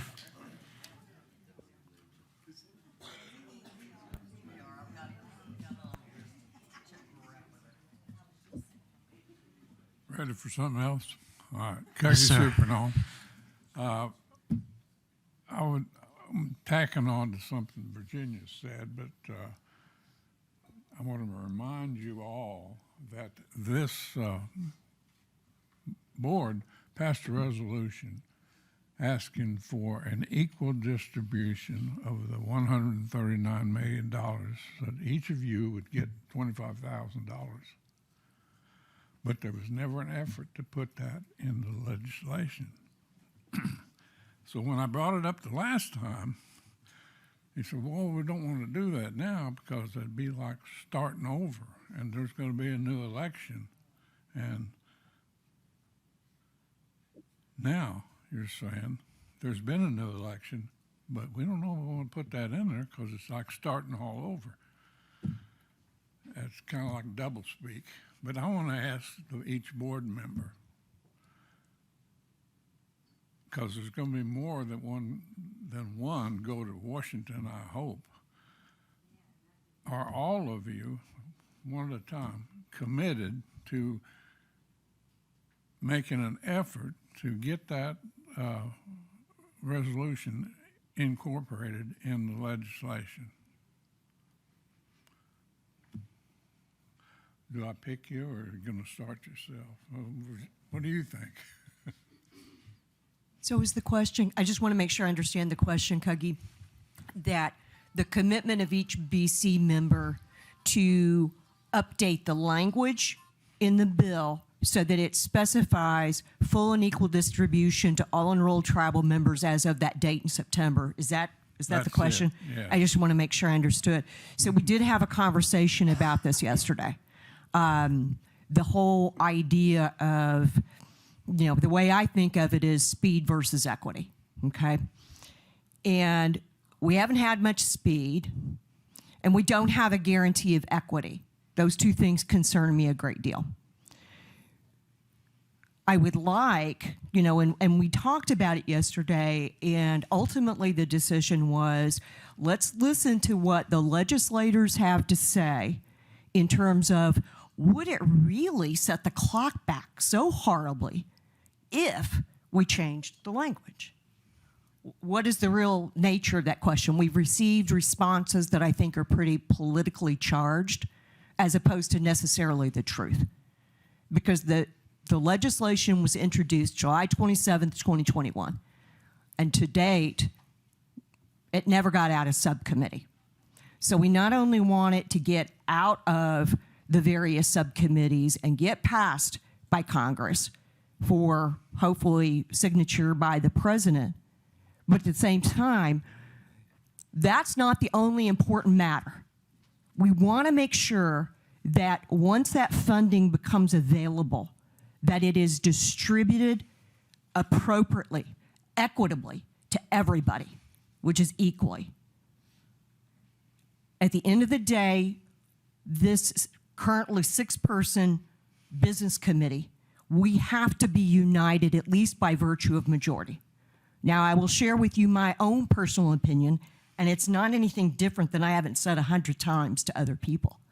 I want that language changed because I am too fearful that if we give Congress another reason to really mess this up, they will. They will. It's our job to make sure that we do everything humanly possible to ensure not only a speedy distribution, but also an equitable distribution, which means it goes equally to everybody. Now, that's my personal opinion. At the end of the day, and I made a commitment to this business committee yesterday, if as a group, the majority decides we're just going to plow right ahead based on existing language, then I will support that. But I'm not going to change my own personal view. Well, I want to clarify something. You said you do want to change the language, but you want to change the language to provide for equal distribution to all members of the tribe. Yeah, I'd actually like to see, if I remember correctly, 4 specific changes. 1, I want landowners removed. Number 2, I want the tax treatment clarified so that upon distribution, it does not become taxable. 3rd is probably a kind of a not particularly important one, but it's to ensure that any references of Quapaw tribe equal Quapaw Nation. It's not, in my mind, it's not written properly in the current bill. And last but not least, I want the distribution, the full and equal distribution to all enrolled members as of September 27, 2019 in the bill. Thank you. I'm going to go ahead and take this approach because every time you question me, you think I'm talking double-sided out of both sides of my mouth. I echo what Weena said. I never said that. That sounds like a guilty conscience. Right. So I'm going to echo what Weena had to say and answer in the affirmative and say, yeah, I'm committed to language change as well. Thank you. I'm also going to follow suit with what Weena said. I would like to know what the implications are as far as starting over goes, and that's going to be answered when we get face-to-face with them. But I completely see where Wayne is coming from, and I do agree. I think the comment was made when we were discussing this yesterday. If you ask people, do you want the money now or do you want to try to do it again? What do you think your answer is going to be? We really need to get our information, our facts, to be able to make an educated decision on how to move forward. Because if we can keep the language the same and we can guarantee everything that, is on Weena's list, I say let's go for it. But if we can't, then we need to start over again. So that's how I feel right now about it. Thank you. Mike? I agree with the language change. That's not a problem. As for a speedy and equitable disbursement, I don't think that's going to happen. Since day one and since I was elected by the people for the best interests of the people, then I would concur, that if possible, it doesn't throw us back to day one, that we do the language change. But I have always felt, and I still feel, that it should be equal amount to every member that was on the rolls as of September, and I thought it was the 19th, but irregardless of that day, 2019, everyone on the roll at that time should have an equal participation in that money. Well, thank you all. Appreciate it. Thank you, Kogi. And I like your hat, sir. This is Michelle. I just want to echo everyone's sentiments as well. Excuse me.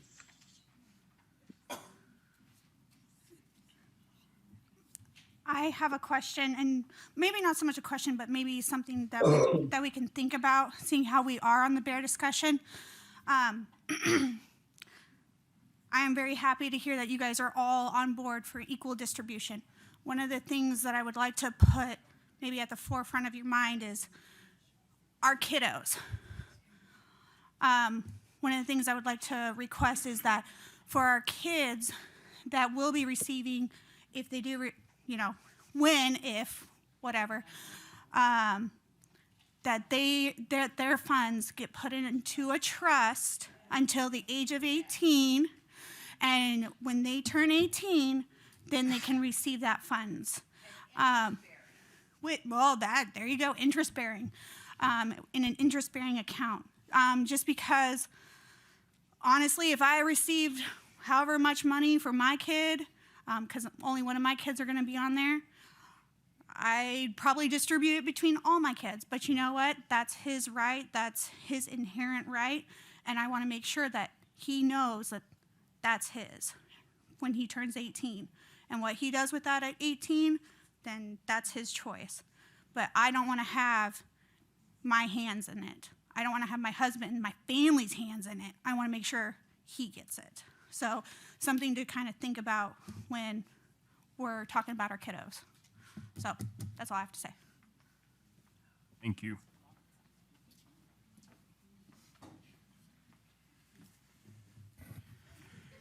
I just had a couple of questions real quick. One was Virginia brought up an excellent point earlier about grants and ramifications. Whenever tribal nations lose grants, there can be long-term ramifications for applying for future grants and your reputation with certain federal agencies. And I've never seen a description of what grants have ever been lost by the Quapaw Nation. Could we receive a report over grants that have been lost or returned within the last 20 years? 20? Yeah. We had the last chairman for about that long. Fair enough. I don't know exactly how much that entails, but I can tell you we'll start working on it and formulate a plan to at least bring that information together and consolidate that. I think that's useful information. I think it would be useful and not terribly difficult. As someone who manages a grant for a department, they're well documented, and I guarantee you there's documentation of any grant funds that have been returned. I also wanted to mention that Virginia brought up something that is a valid point. Sometimes we want to get a hold of our elected officials and we have difficulty doing that, and that's understandable considering they have lots of things going on, and then I'm sure they receive lots of phone calls, but then we expect them to make a return effort, and we used to have a position for a BC secretary, and that still remains vacant. I just want to encourage you to obtain one of those, because communication is important, and such things could be delegated to a secretary, but for some reason we don't have one. I just want to mention that. And I also wanted to mention something that's been brought up a lot. If you read Forbes or other large publications, they've been talking about ever since the pandemic, there was something they called the Great Resignation. Many people from the so-called boomer generation have been resigning from the workplace. And then people that are younger they've been calling it the Great Relocation, which is an interesting term. But a lot of people are moving from very urban areas for remote work and seeking less urban areas for cheaper cost of living. And that's been something that's been saying is going to happen for about 2 decades, and it's happening right now. Really, really large movement of people is happening across the United States, and we are losing an opportunity to provide good community for tribal members to return home to, and they're moving to other places. We have an opportunity to reverse some of what the government did whenever they sent people to other places with the Indian Relocation Program, and we're losing that opportunity. People are moving all over the United States to places that are less urban for a reason. And I just want to mention to you all that that's something that I think that we should be looking into. I've said it before, but I want to say it again. And then finally, I want to tell you, as the Secretary of the Quapaw Native American Church, you all made a donation, and we've been using it and continue to use it for a number of things. We've done some work around our summer house, bought food for our last meeting. I just want to tell you all, thank you very much. I appreciate it, and I appreciate all y'all's efforts, and for the ones that have shown up and helped with our events and helped clean up. I just want to tell you thank you. We see you and we appreciate you. Thank you. Thank you, Everett.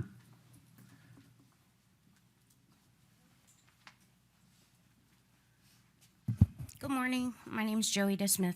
I work for the tribe in the Quapaw CCDF program. I'm the director, but I'm also a tribal member. So I had a few questions.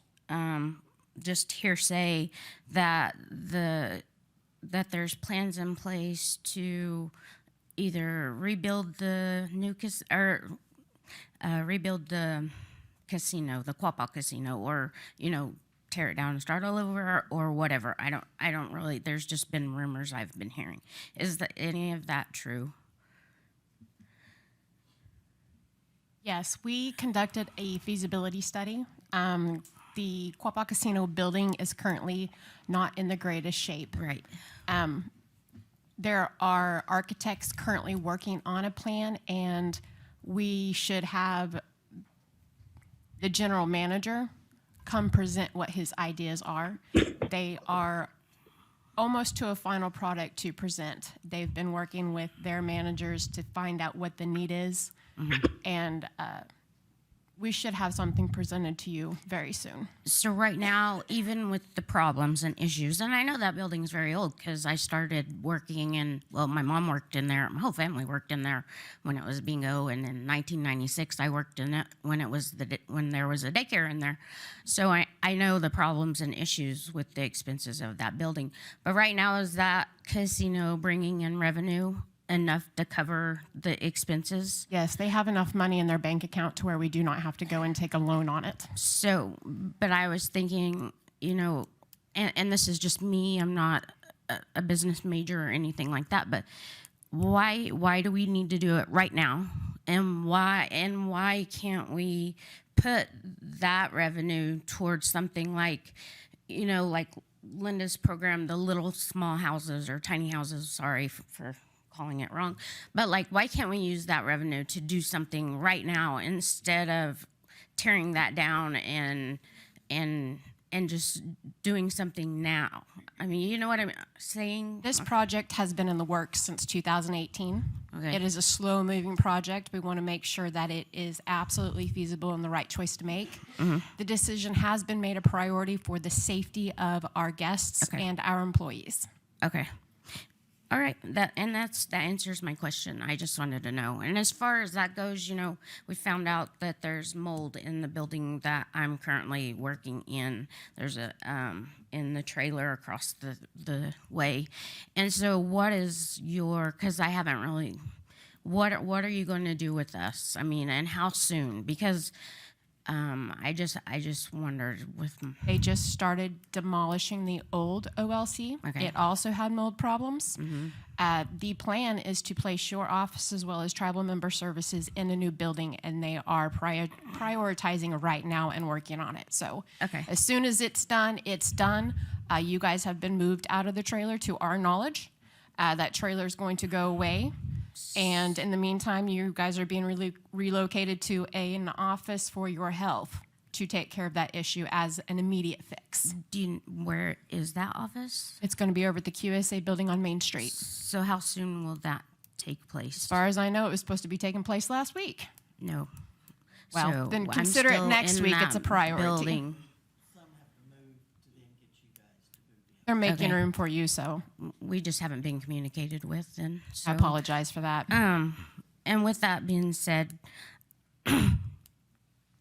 as a director of the, here, we're not given any input on what our program needs as far as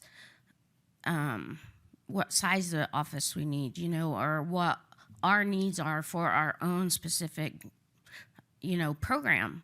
And so I kind of, know that there's going to be like a 10 by 10 offices. I've seen a display of what's going to go into the OLC building, or the old building. But I just wondered, is there any kind of way that we can have input onto what our department actually needs as far as, our growth and expansion, instead of just, here, stick us in this office 10 by 10, but we're going to need something bigger in the long run. I would suggest giving your suggestions to your director. Okay. And sending it up the chain of command. Okay. I mean, that building the design of it is not finalized. Okay. Our main concern is fixing it. Right. It's got a mold problem. Right. And Well, we need in to the utilize it because there is no more land. Yeah, and because in the last meeting it said demolish the OLC due to ongoing mold problems. So that was what I thought was going to happen, was they were going to demolish it and be no more. So I just didn't know. They're in the process of gutting it right now, reevaluating the mold, going to bring in options to figure out where the problem is at so we can move forward and have it done correctly. Okay. Okay. Well, thank you for your time. Thank you, Joita.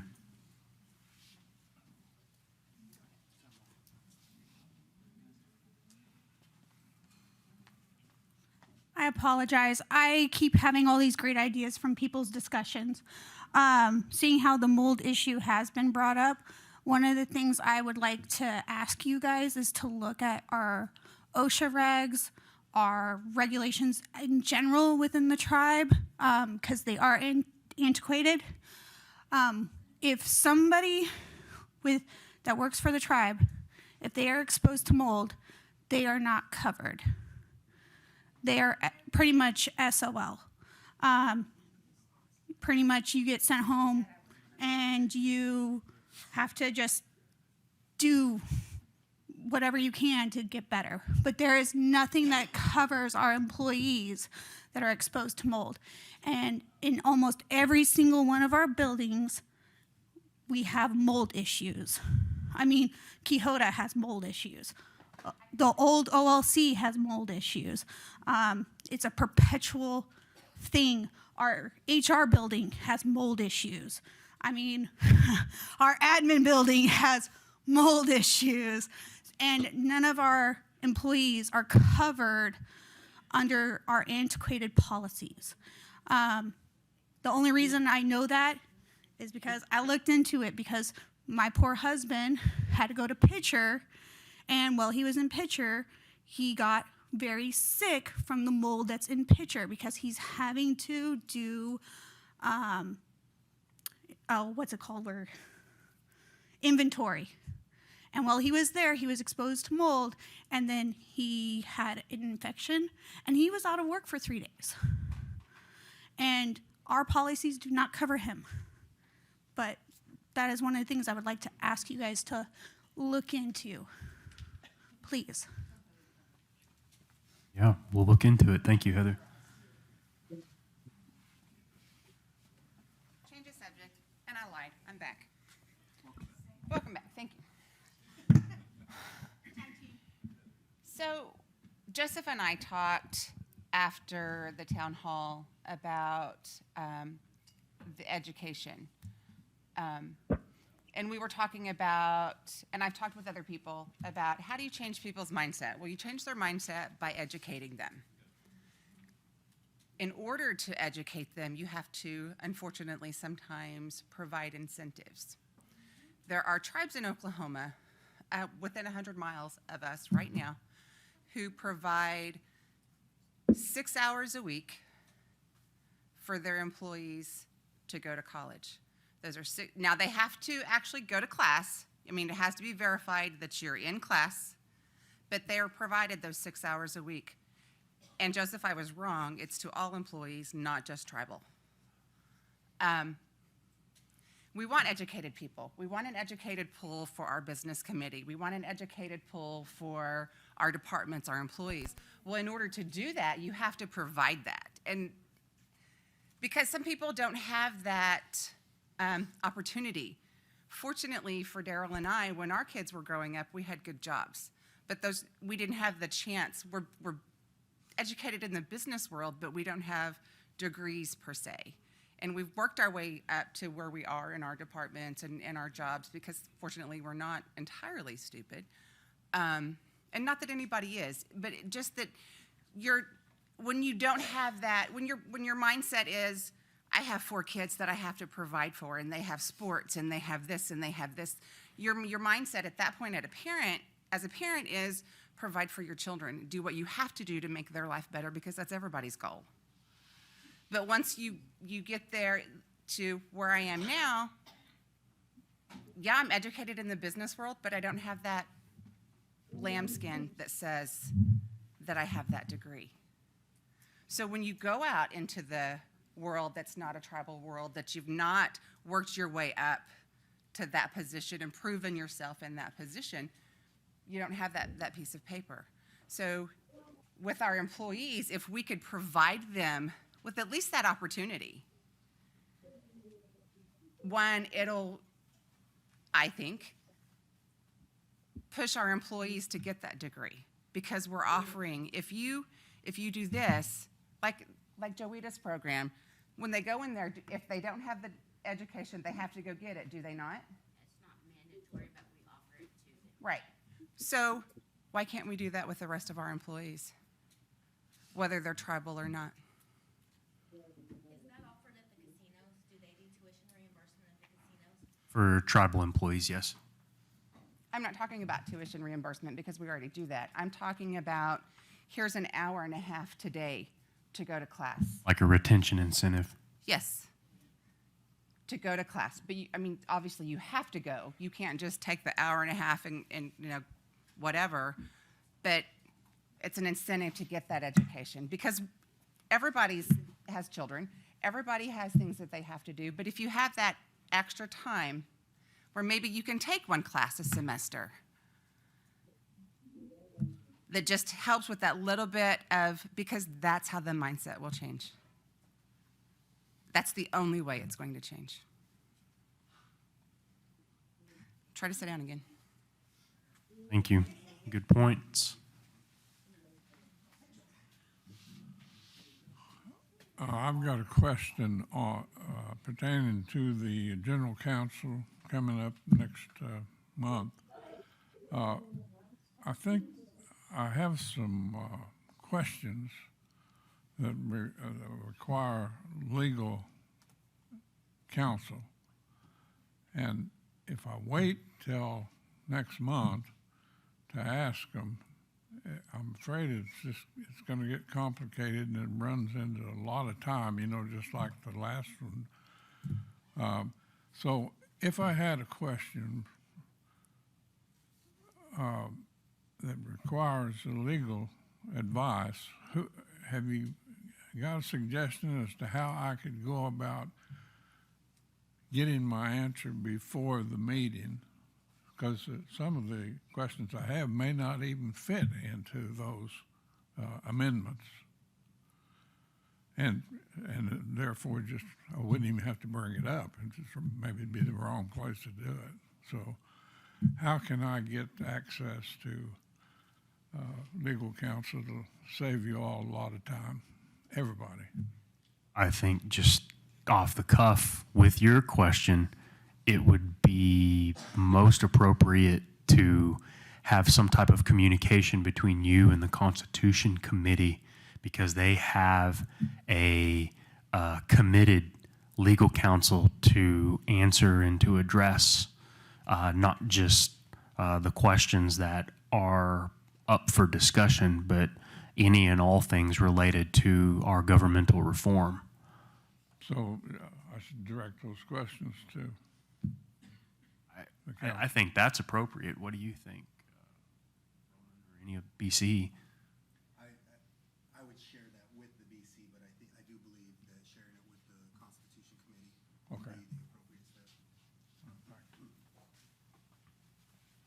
You may want to remind them of the email address that's used. Exactly what I'm doing. Thank you. What I just said off microphone to Coogie's question is that I believe the appropriate first step would be to, if you have any legal questions, to present them to us, and we could ask our legal counsel. But at the same time, we would also be sharing those questions with the business committee in case that they see any other issue that we may miss. And those questions could be directed to our email, and that's constitution.committee@quapawnation.com.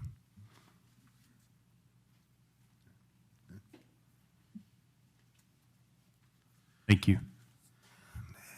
I had one more thing in regard to what Coogie brought up in questioning everybody on the language change.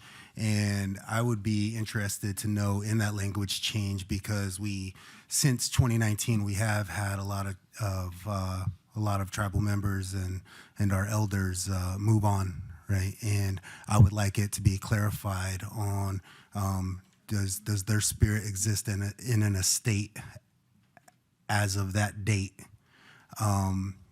If anything happens to me before this money is allocated, I would like that to be able to be passed to my son, right? And I think that there's a lot of that to consider also with those who have moved on, who left family behind, and in waiting for this, it'd be nice to know that wasn't in vain, right? So just something to consider. I agree with you, Roman. That was something that I believe Bonnie Gilmore brought that up some time ago, asking for clarification, and it's yet to be clarified. But I'm right there with you on the sentiment about folks that have passed on, leaving something to their legacy behind, and making sure that it wasn't in vain. I agree with you. I think all the business committee would agree as well. Ready? Okay, 3 things I have on my mind. One is, why is Joetta, as the director of the OLC, in a trailer instead of in this brand new building that was just built last year as an office? She is not the director of the OLC. She's the director of the CCDF. And that's not continued with, it's not combined? 2 separate jobs. But it doesn't deal with the daycare? It does, but it does not absolutely mean that she needs to be in the daycare building. She can be anywhere. I see. And we are lacking on office spaces as well, so we're trying to get them built, but we are beyond capacity right now, so. Oh, I understand that. That's been that way since 1970. That's another thing. The Quapaw Casino building, was built for a mop factory. The walls weren't, there wasn't floors, there wasn't bathrooms, there wasn't insulation, there wasn't anything in that building that as it sits now. It's been updated and updated and updated for years and years and years. Every time something different went in, it was updated to its capacity. And that little casino, even as a big bingo hall, was what started this tribe. It's what started this income for this tribe. So we need to remember that. We need to keep it going. It's a landmark. It's a landmark as it is, but in my mind, it's how we got started as economically here. And it'd be very sad to see it go down the tubes, to me. You have any suggestions on what to do with that building?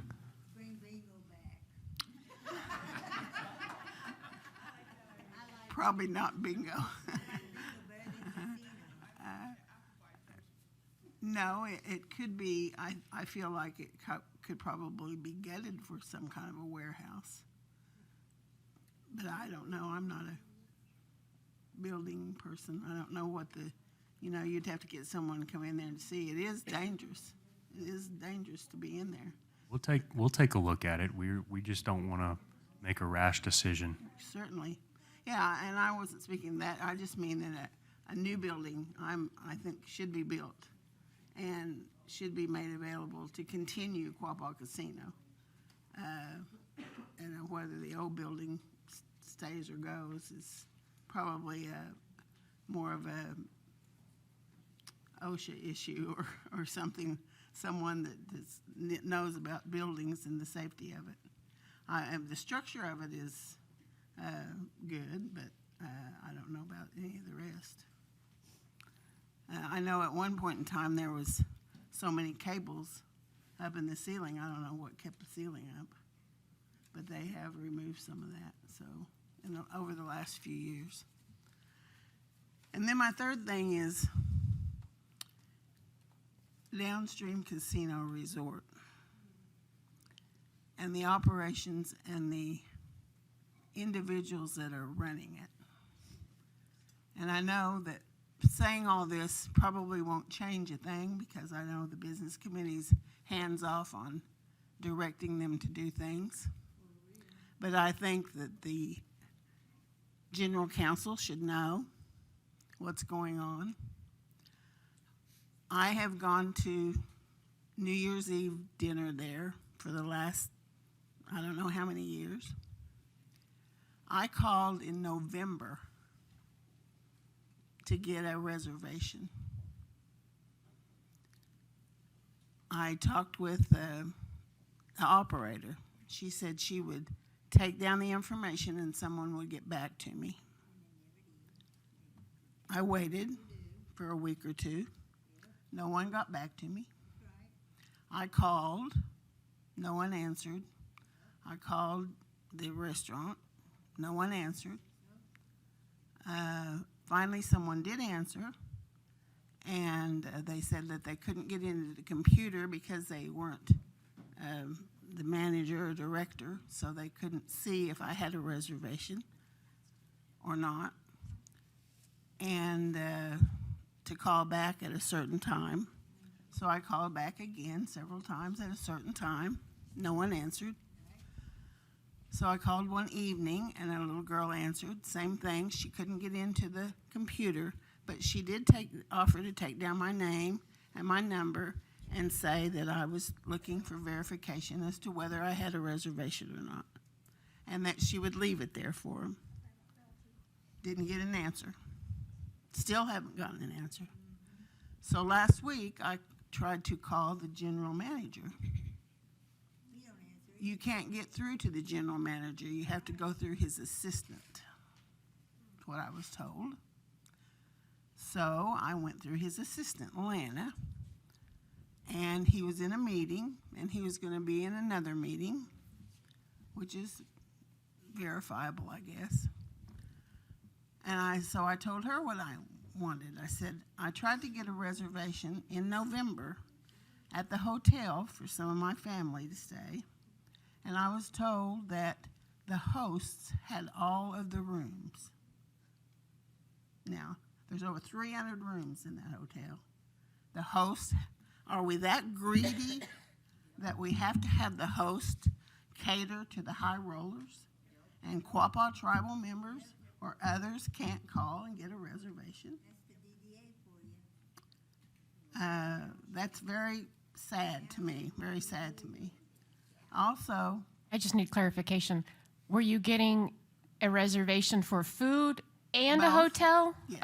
Okay, thank you. Go ahead. two different, I lapped over there, two different things. So I told her, I tried to get them, oh yeah, well they've got them all tied up. They're filling them all up. We're all full to capacity. I said, I called in November. This was just yesterday that I talked to her. She didn't even call me back. I had to call her again to find out if she found out if I had a reservation for the Red Oak. She said there are no reservations either place. She said I'm the bearer of bad news, but she didn't call me back. I had to call her again. And I said, well, that's your job, I guess. And so I have no reservation in Red Oak. This was since November. I called in November. I can't tell you what date. Anyway, no reservation to go to dinner. No reservation at the hotel, which I already knew because I'd been told that the host had all the hotel rooms tied up, available to them to decide. So I think it's very sad that that's the situation, that the hosts tie up all the rooms for high rollers or their people that they have under them, and no one can get a reservation.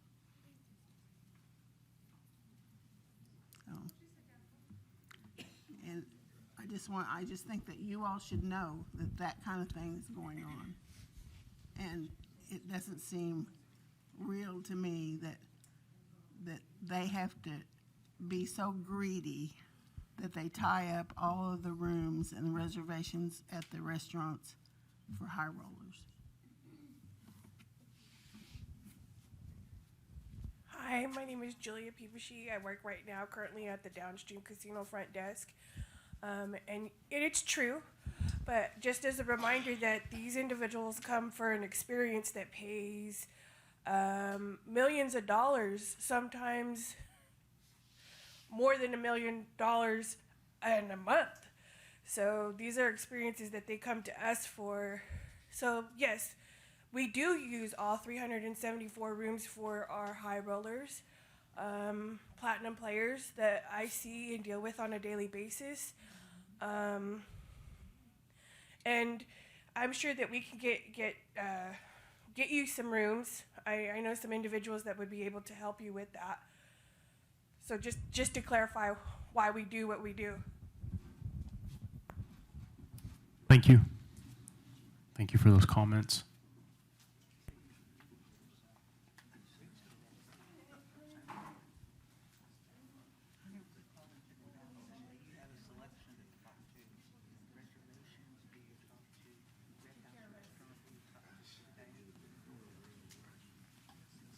Yeah. Oh, this discussion of working at the hotel is relieving some trauma when I worked there.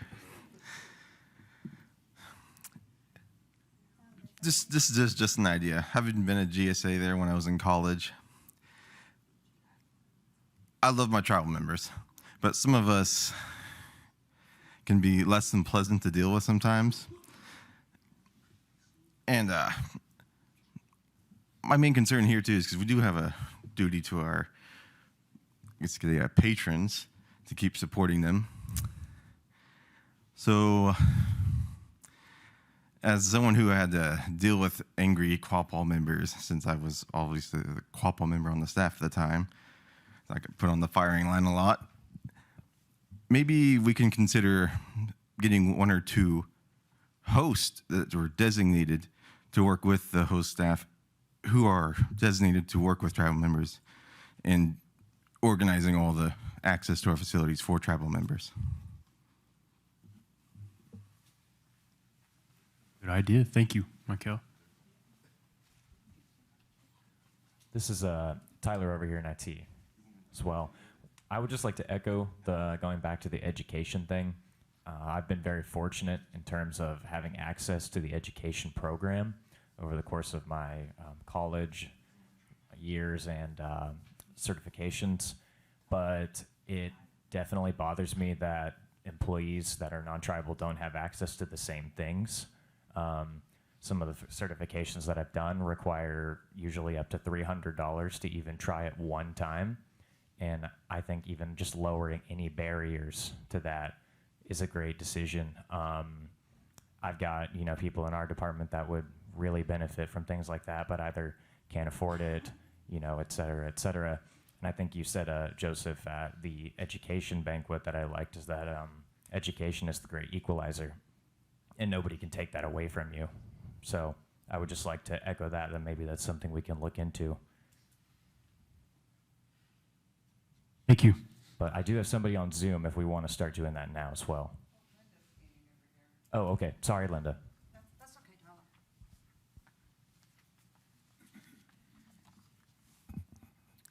I'm back before you again on a different subject matter, but I have been approached by multiple tribal members, and we know that a lot of things have transpired just since our last business committee meeting, but I want to bring this forward because, once again, I have said if somebody brings it to me, I will bring it to you. We know that there's been a recent resignation from the BC, and we also know that this individual has also now been hired as a tribal employee. I would like to know what deems a person, and I don't necessarily have a fight in this either way, but I'm just bringing this information forward because I feel like, because it's once again been brought to me, I'm bringing it to you, and it helps to eliminate scuttle and rumor mill. What I'm asking, and I hope that you can explain this better, not only to me, but to the nation as a whole, what constitutes a person from being hireable, again, and non-hireable? That's the basic explanation. And then, once again, I don't have a dog in the fight, but I just would like for that to be put at rest and hopefully ease some minds. And if anybody wants to start, that's fine for me.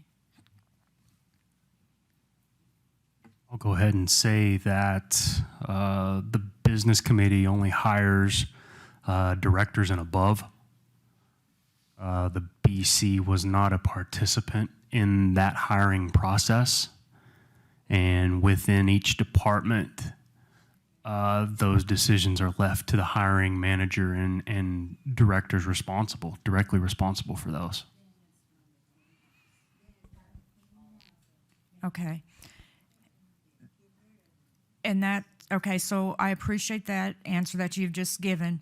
So can somebody clarify then, regardless of this situation, can somebody clarify what is an example or what, once again, makes a person eliminated to be rehired or not rehirable? Because we do have tribal members that have been deemed not rehirable.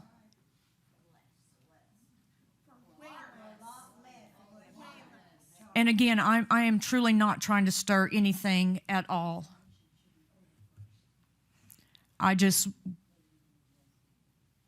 Once again, I'm simply stating what's been brought to me that I want to bring forward to you because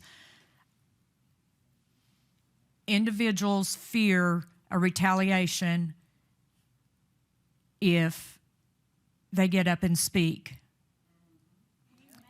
And so, with that being said, I'm speaking on their behalf, but I do also have concerns. So I appreciate you bringing those concerns forward to us. I'd like to think that the business committee doesn't retaliate, and I assume that's who you're referring to in terms of there being a fear of retaliation. All the way down. I'm not just necessarily saying business committee, but all the way down. Business in department, it goes to levels of directors as well, where there is that fear to be able to express yourself without fear of retaliation. And it's a fact. We know it's there. We would like to maybe say that it's not there, but it's a hidden subject that is there. Just to speak on that for a moment, I just recently started a whistleblower policy. So that is in the works, and hopefully next month we can have something to present on that. As far as this employee that you're talking about, I can only speak for myself. I just learned of the news yesterday. And as far as the question you're asking about what is hireable and non-rehireable, I will have to talk with HR about that. So this is all news to me, and I've already started asking some questions, and I'm sorry I don't have any answers for you, but we can follow up. And I'm certainly not, I don't want to take anybody's livelihood away from anybody. That's not what I'm standing here before you for. It's just, once again, I want things to be expressed in a manner that we can bring them out and discuss and eliminate and remediate from any future endeavors. So, gonna gay. Thank you, Roman. Thank you. Hi, I'm Amy Kvistad, and talking about that, you know, I applied for several jobs and was told I didn't have it. Then I asked the director of house cleaning, I said, are you tribal? She said no. I said, she goes, I worked my way up. And she's old too. But yet I wasn't hireable. But I could clean because I couldn't pick something up heavy than 50 pounds or whatever. Well, I can't. I still have health problems. It ain't gonna go away because I'm gonna get older this year.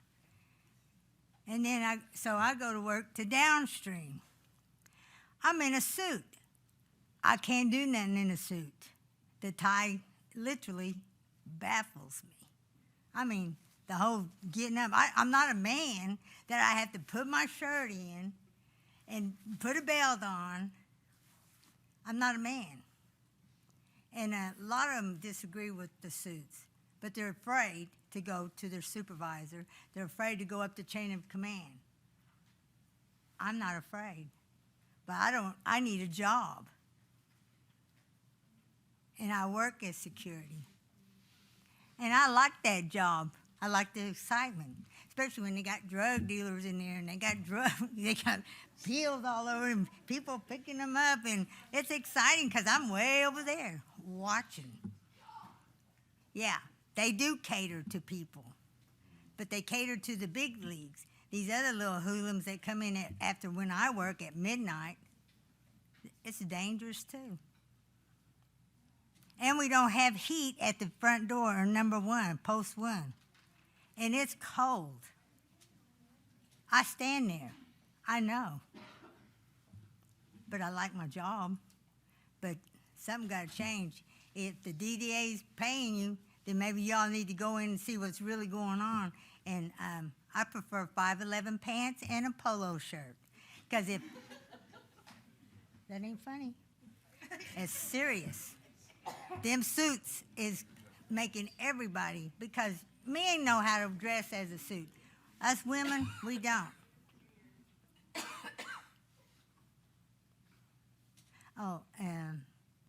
Let's see, is that all I gotta say? Well, for today I do. I'll think about some more later. But I'm still angry about that. I don't like to wear a suit, but I had to put it on Sunday night until you all get it changed or looked into or something. And for the GM and the assistant GM, they don't do nothing there. They just chit-chat all the time. They're not in no business meeting. I'll tell everything. Thank you, Amy.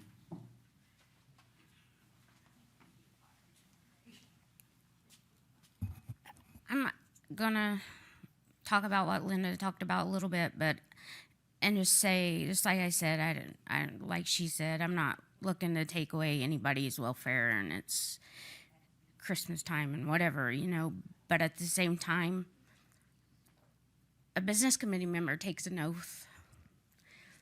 Paramedics take an oath. Police officers take an oath. The marshals take an oath. What was said about my brother is very upsetting. So, my mom's not happy. She's real angry, but she can't be here because she's sick. But she's real angry, What if she calls our 911 and they send out a certain paramedic? She's not going to be happy with that. What if my brother is, at some house, a random house, calls 911 and he's dying and a certain paramedic shows up and he has to work on that person? How's that ethical? How's that right?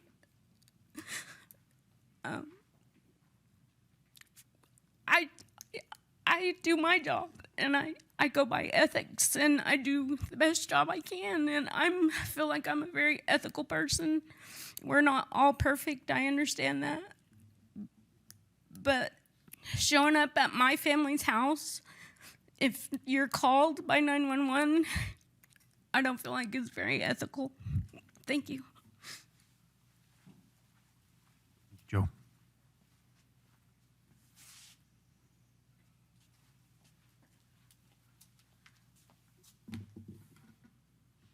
What? I said thank you. Oh, I'm Thank sorry. you. I thought I'm you sorry. said something. No. I thought you said Joe. I have a question because we're talking on ethics. This individual resigned. We've had several other business committee members resign. We've also had several employees be fired or let go. And if we're going to hold, this is it's more of a question. Sorry, my mind's kind of like thinking about this. Because I think our business committee should be held to the same standard as all of our employees, downstream at the tribe, so on and so forth. We all have to wait 6 months before we can apply for a position. It hasn't even been 1 month. And this individual, I'm not, and once again, I don't want to take from his livelihood. We need to take care of all of our tribal members and make sure that we take care of their families because they are our people. Don't get me wrong on that. But if you are going to hold other business committee members, previous business committee members, at that same level, then we need to do it across the board. And we shouldn't have any favoritism. And I understand, that individual was hired by a director, not the business committee. But if I had to wait 6 months, other people have had to wait 6 months, then everyone should be held to the same standard and make it equitable. Because a lot of people here know my story. They know that after 6 months of me waiting to apply for a position, after that 6 months, I started applying back with this tribe.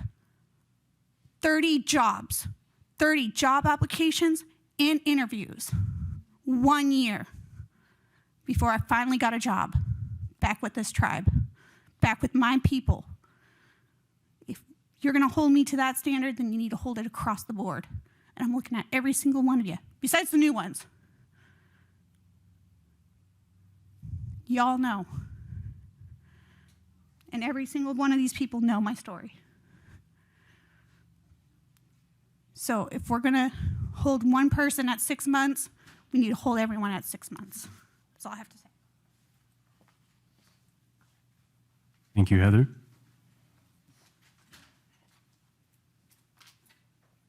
Anybody else? While we're speaking about this particular individual, when you become a policeman, EMS, don't you take an oath to preserve life? I know we all mouth, you and I have discussed this, we all mouth. But to consistently continue the conversation and then to, for a good, 4-5 minutes, it was discussed?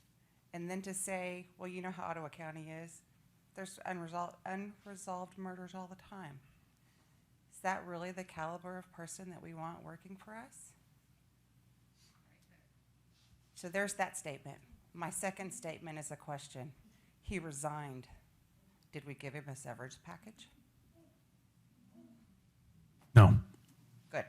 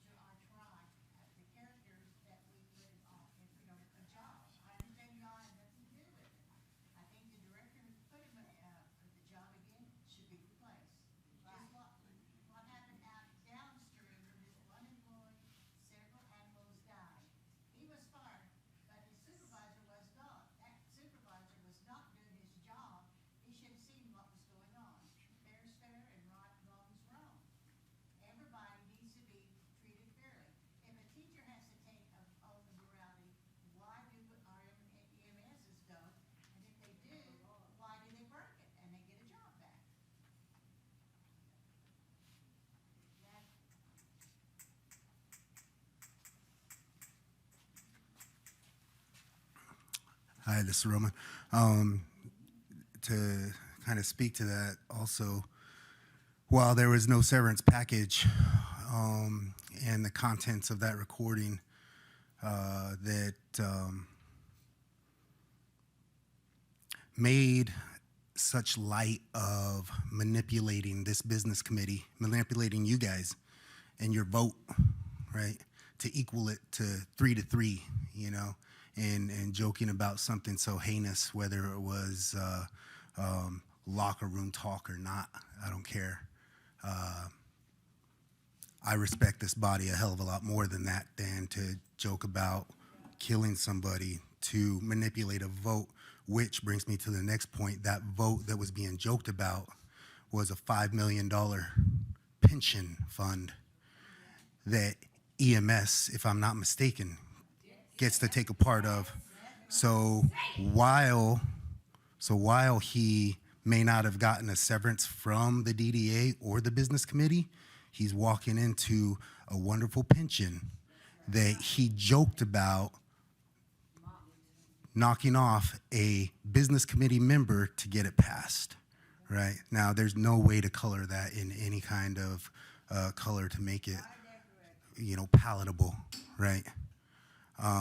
So I just wanted to share that and also encourage you, if this conflict of interest or this ethics policy is there, I mean, it's pretty clear.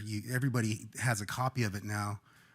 There's a part of it that is pretty clear that talks about morals and kindness, right? And if that's in fact in place, that should apply to that hiring also.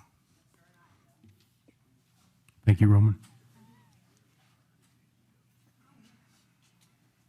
I do got something to say.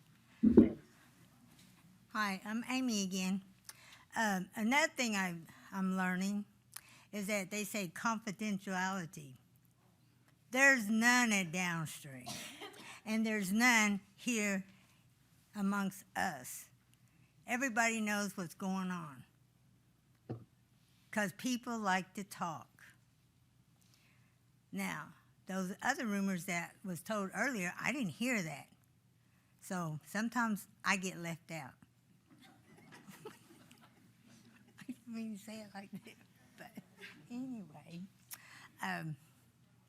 But at downstream, there is no confidentiality. Even with the marshals, I know. I'm going to tell it because I'm a tribal person.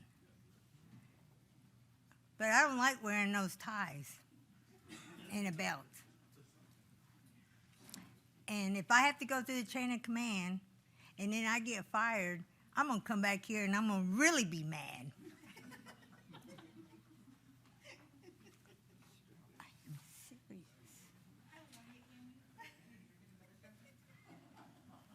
Anyway, I'm a real Quapaw.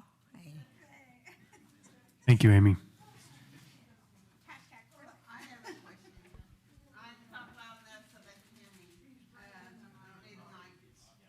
They can't hear you on Zoom.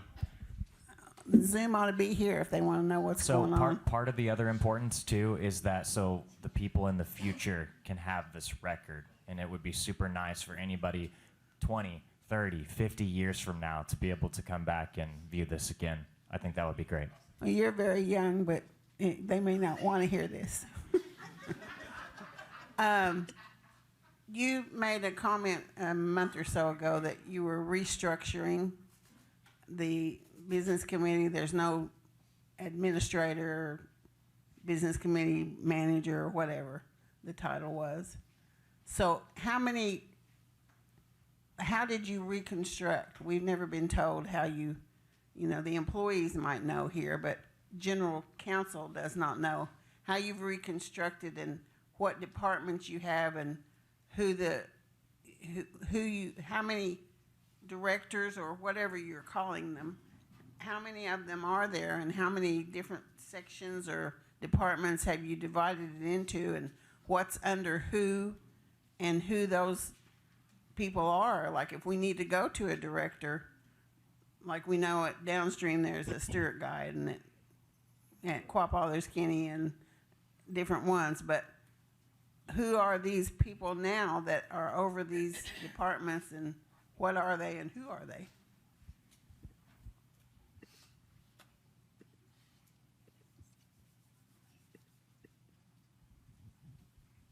You talked about not hiring and that the person, in charge of whatever it is, I guess the medical and ambulance and stuff is all under one umbrella. Yeah, so and I'll try, Barbara. So the net impact of the organization was it flattened it out. Previously we had a tribal administrator and basically all departments, all directors rolled up to a single tribal administrator. That particular position was eliminated and then basically filled by a number of executive director positions, most of which have not been filled, okay? So one area that remained unchanged was CFO organization.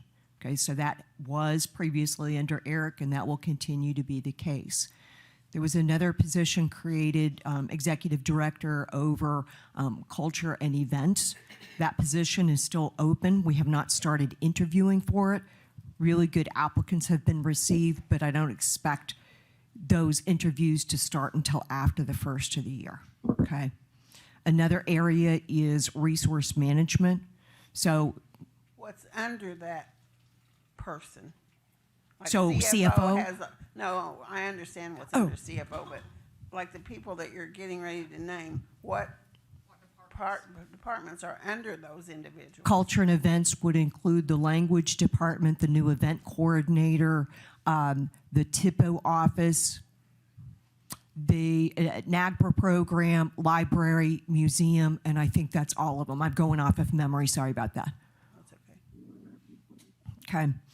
So the next one would be, I think I mentioned it, resource management. So that's going to include a number of areas such as QSA, Quapaw Cattle Company. So that will include the meat processing plant. Yeah, so all the bison that are part of the Quapaw Cattle Company. Sorry, I'm just going to pull it up real quick. But the point is everything that is either, and realty would also be included. So land management, natural resource management, especially for those things that are involved with remediation. We wanted to make sure all of those areas were included together. And I think, Michelle, correct me if I'm wrong, I think we've got food sovereignty as a part of that because they go hand in hand with most of those areas as well. Okay, so hopefully that gave you a good flavor. Another area, you mentioned it before, was the executive director of Department of Public Safety. So that brought together the courts, marshal, EMS, fire, Quapaw counseling services. I might be missing. Another area is there is no director over that. The position is open. It has not been interviewed for.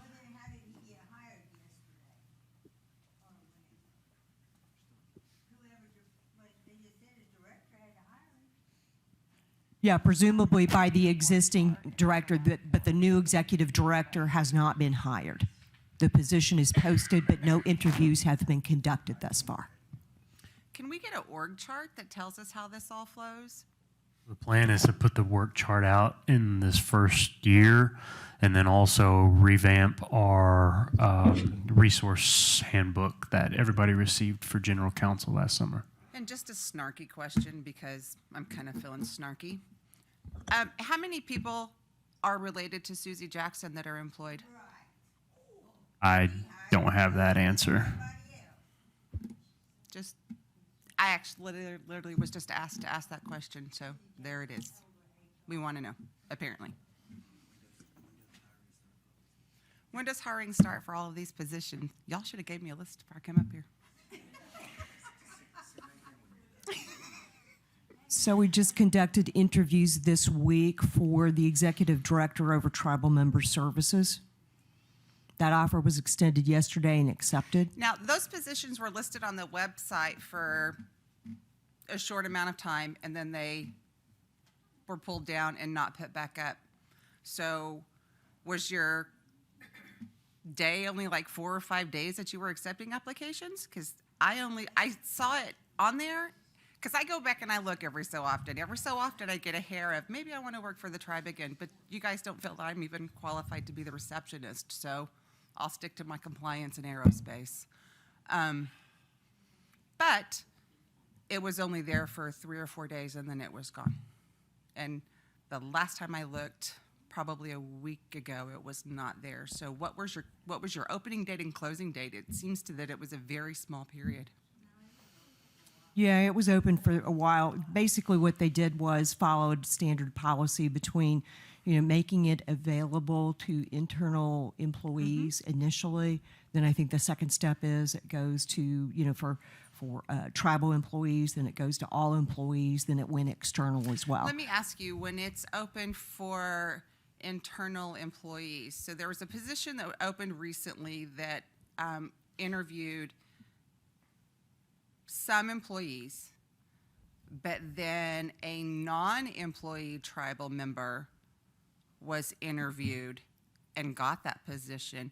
Does the tribal member fall under? Does the tribal member fall under employees? Can you repeat your question? I'm not sure I'm following. So there was a Virginia. position that recently opened that it was open. They were interviewing internal employees, so here and downstream. But the person that was hired was not an employee of either downstream or the tribe, but they were a tribal member.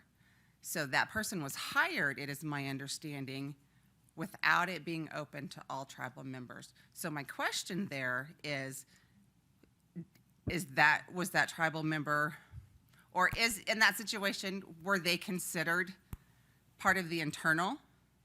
Because if you're separating it out of downstream, the tribe as internal, then how are we hiring a tribal member when it's not been open yet for a position?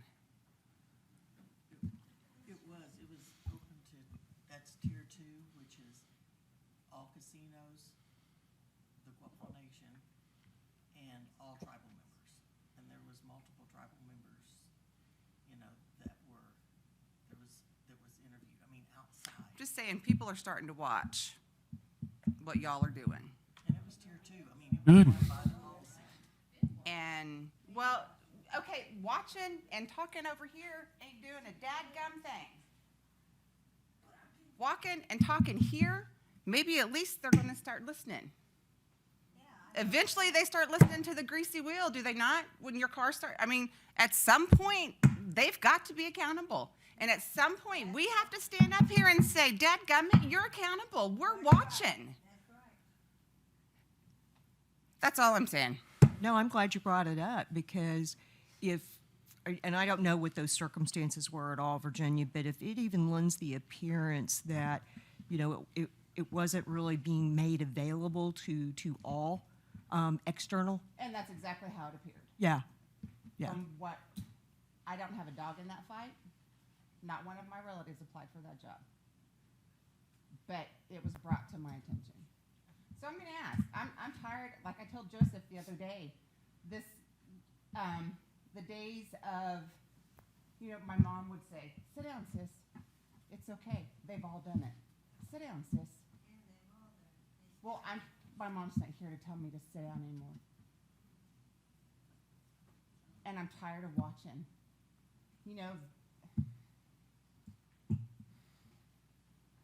Victor Griffin is my grandfather. Hayes Griffin is my grandfather. These men, your relatives, Tall Chief, Grandma Stafford, they all suffered for us to be here. Dang it, Amy. What? I'm at Abby. Now I sound like you up here. But they all suffered. And Julia and I were talking today, coming over here, that those old folks, when they go into those peyote meetings, they prayed for us today. And someday it's going to be, I'm a grandma now, so someday it's going to be my great-grandchildren. And I want something for them. And if you can't, and it starts by somebody saying something. Somebody has to stand up and say, we're watching you. And and if you know me, yeah, I have a big mouth, but I follow my actions. And I stand behind what I say. And I'm not gonna sit back anymore. I'm not gonna be complacent, and I'm not gonna be quiet anymore, because this ultimately benefits generations down the road. The decisions you make today, tomorrow, next week, they affect your grandchildren, your great-grandchildren. And you need to think about that. Because when they get to where I am now, Victor was chief until 58. And people today still tell me, your grandpa was a good man. Your grandma was a good woman. What are they going to say about you? What are they going to say about you? Those are things that you have to think about. And maybe not, but those are things that I think about. Because when I can go 100 miles away from here and people will say, I knew your grandfather. I knew your mother. They were good people. Your grandfather did a lot for us. Those are things that I look for. And it makes me proud. Because Victor's been dead since 58.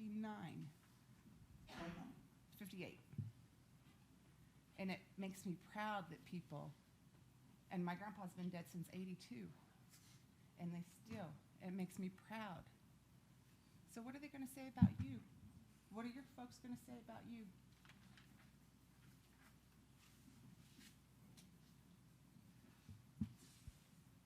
We have to think about those things, because 100 years from now, God willing, things will be a million times different. But it started here. It started, like Barbara said, I remember the bingo hall. I remember when the building next door was built. I remember being up here, stomp dancing, learning to shake shells, remember? When it was just that building. I remember those days. Well, unfortunately, I don't, but that's where I remember, is when that building was built. And look how we've come from there. So in 50 years, in 100 years, what are we going to look like? And if we can't start accountability, true accountability, and true ethics, now I'm up here preaching. What's going to happen? And are they going to say, oh, you know, you're related to so-and-so, and are they going to say, oh, please? Or are they going to say, yeah, I'm proud that I'm related to that person?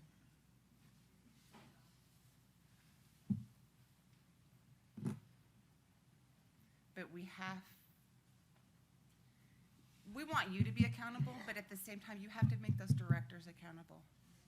Because they can't run and hire John Doe just because he's Billy Bob's husband or girlfriend or whatever. You've got to look at these departments and what these directors are doing, because they think they're God and they think they can hire whoever they want. And whether they're educated, whether they're educated in the business field or educated with the degree, and 9 times out of 10, they're not. They're Billy Joe's husband or Betty Sue's kid. And you're overlooking tribal members that are either business educated or degree educated. You're looking over those spouses, those caregivers, that you say that's who you're looking to hire, but you don't. Because Betty Sue's son needs a job more than that caregiver, that spouse, that tribal member. And then that spouse, that tribal member, that caregiver teaches them how to do their job. And still gets the pay that they got, and this person gets $10 or $12 more. You're not benefiting the tribal member, you're benefiting Betty Sue's son, Billy Bob's daughter. So not only do we want accountability from you, we want accountability from those directors, and we want you to do your job that we elected you to do. And look at these directors. People come to you because stuff is wrong. They should be able to go to that director, but they can't. Because Betty Sue's son needs that job, but more than that tribal caregiver, more than that tribal spouse, more than that tribal member.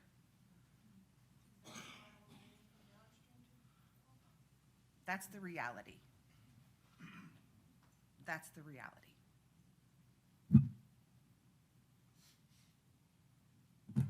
So thank you for those comments, Virginia. I Try to behave. I have want to assure you it doesn't fall on deaf ears. And see, that's the problem. We feel like it does. Yeah. We feel like it does. Now, that's totally uncalled for. Yeah, it is. Let's Weena, could you go ahead and continue with what you were telling me, please? Where were Is that we? all the departments? That's okay. Is that all the departments? I think there was only one more, and it's really around facilities and maintenance. So our various maintenance crews, housing is in there. But it's basically to get very serious, considering the vast number of assets we have within the tribe, whether Certainly. it's physical buildings, roads, everything of that nature that requires constant maintenance. I think that was the only area that I left off, Barbara. But again, that position has been created. People have applied for it. No interviews have been conducted. So then there's like 6 different executive directors, is that what you're going to call them? Correct. Of whatever department it is? Yeah. Okay. And the only positions we interviewed for were Executive Director of Tribal Member Services, as well as the BC Executive Secretary. Yeah. I think that's a wonderful idea, spreading the authority. But I also feel like oftentimes, and I'm going back 25 years, I don't agree that the business committee micromanages, because that's happened in the past. For 20 years it happened.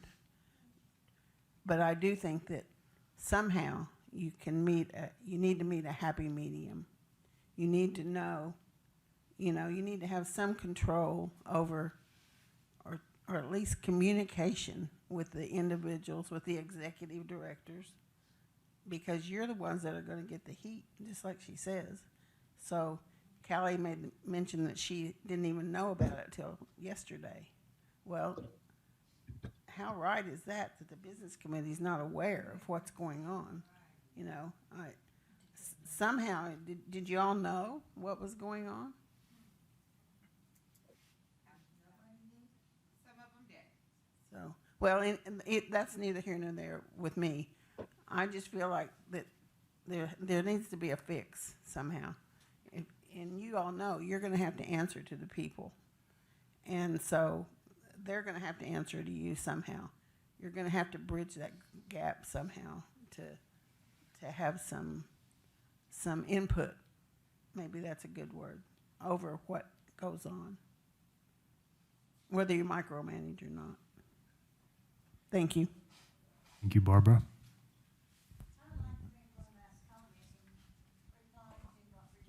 Got through saying, I became a member of this tribe, not nations, but tribe, August the 7th, 1945, the day they dropped the bomb on Hiroshima. And I'm always telling my children, this tribe is not the tribe that I grew up in. There was not all this bad talk about everybody. The people in charge, they showed respect to the tribal people. Everybody got along. And I'm always telling my children what you achieve now and what you receive from the tribe. Because I told you, Mr. Bird, it was at the Oktoberfest or whatever, I don't remember, it's been a couple of years ago. I came up and talked to you, and I said I appreciate, on behalf of my family, of the benefits that we receive. And I think I also told you, I get so dadgum tired of people griping and complaining, well, this tribe gets this, and this tribe gets that. It's not everything that has been achieved. It's been achieved over all these years. People have changed in this tribe so much. I always tell my children, what you receive from this tribe, it's not because of me. It's not so much as the people sitting up there.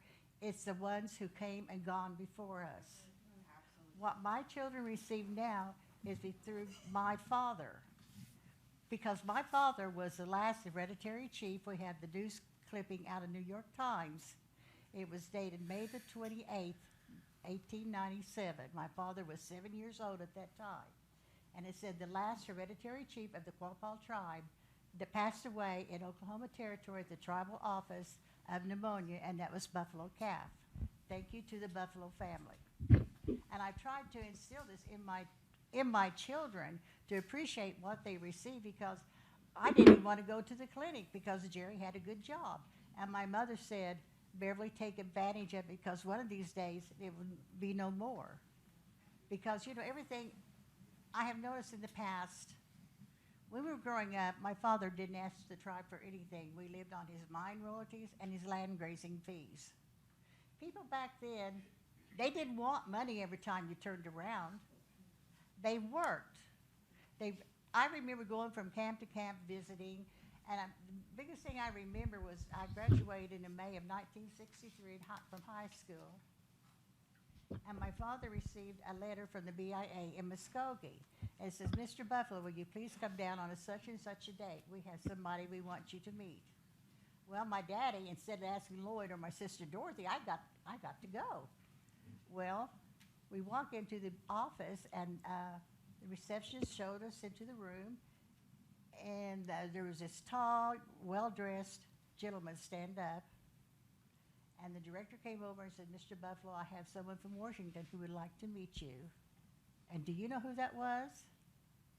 That was the Secretary of the Interior, Stuart Udall.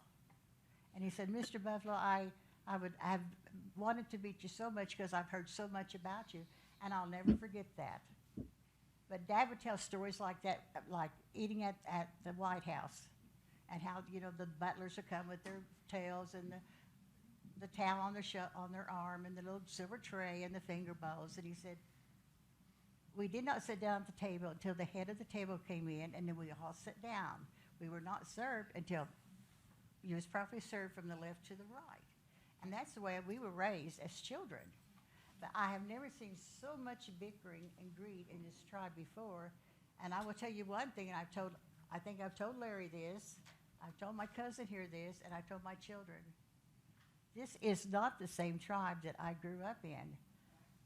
I said, what the problem is, we have lost the soul of our tribe. We do not know the true meaning of what a tribe should be. I have never heard so many people wanting money, money, money. Hey, get out and get a job and support yourself. We cannot depend on the tribe to pay for everything we have. And I do appreciate it. My granddaughter graduated just last night from Pitt State with honors. And I do thank the tribe for the help that she received at ATAC. But Cassie, on the meantime, she worked at the mental health clinic across the road from us in Riverton. I bless her heart, she was so proud. She said, Grandma, I don't owe a penny on my tuition. And she was so proud she worked for $8 and something an hour, which most of these people wouldn't even work for. So I'm very proud of her because she's already been offered a teaching job. But I do think that we have a very good education department. And I had told my brother Lloyd, I said, the best thing that tribe can do is come in and, how do I put this? Well, I don't do Facebook, but my son does, and he gets really perturbed at the comments. I said, they need to teach these people how to communicate properly. It is really a disgrace. But I know we can't get back the old days, but we can kind of try to, you know? Quit expecting the tribe to support us in everything that we want to do. We have plenty of entities these people can go to work with, but they just don't want to. Thank you. Julia? I just want to thank you guys, first off, because I know that you guys have been hearing a lot of, so you're supposed to do this. So thank you guys for taking care of us Quapaws. I appreciate it. I'm blessed and grateful to be Quapaw, and it hurts my feelings to hear the bickering. I think that the tribal members should be held to a certain standard, and I've said this once before. Long time ago, we couldn't have our kids around if they didn't know how to act. They would have to stay home. And I think that we need to hold our tribal members to a certain standard before they get the benefits. But once again, thank you so much for taking care of us Quapaws. Thank you for being patient with us, and I hope you guys enjoy the rest of your weekend. Thank you. Hey, while I have you at the podium, real quick, if nobody has any objections, would you mind closing us out in prayer? Yeah. Thank you. I'm honored. Our most gracious Heavenly Father, I just want to thank you so much for us being Quapaw, dear God, us for having the resources that we have to make the things possible that we're able to take care of our community, our citizens. Dear Heavenly Father, thank you for our ways, dear God, our old ways, and thank you for the old folks that took care of us and prayed for us. Dear Heavenly Father, I'm so grateful for that. I'm thankful for us being Quapaw. I ask that you forgive me of my iniquities and my shortcomings. I ask that you be with my tribal members. Dear Heavenly Father, I ask that you be with our Indian country. Bless them. Be with them. Touch their minds and their hearts. Flush us of any negativity, any bitterness that we feel, any untreated unfairness that we feel. Dear God, I ask that you be with our children, our generational children that have not been here or not coming yet, but from years and years, our great grandkids, dear God, bless them and be with them. Make sure that they get here healthy and safe and they have a good heart, a good mind, strong. Dear Heavenly Father, we're strong Quapaws. Dear God, I ask that you just keep us strong and keep that love in our hearts. And I just want to thank you so much for all that you provided us, dear God, for the sacrifice of your Son, Jesus Christ. Amen. Oh, gonna gay. Motion to adjourn? Make the motion to adjourn. A motion, we have a second. All those in favor signify by saying aye. Aye. All opposed? We are adjourned. Thank you.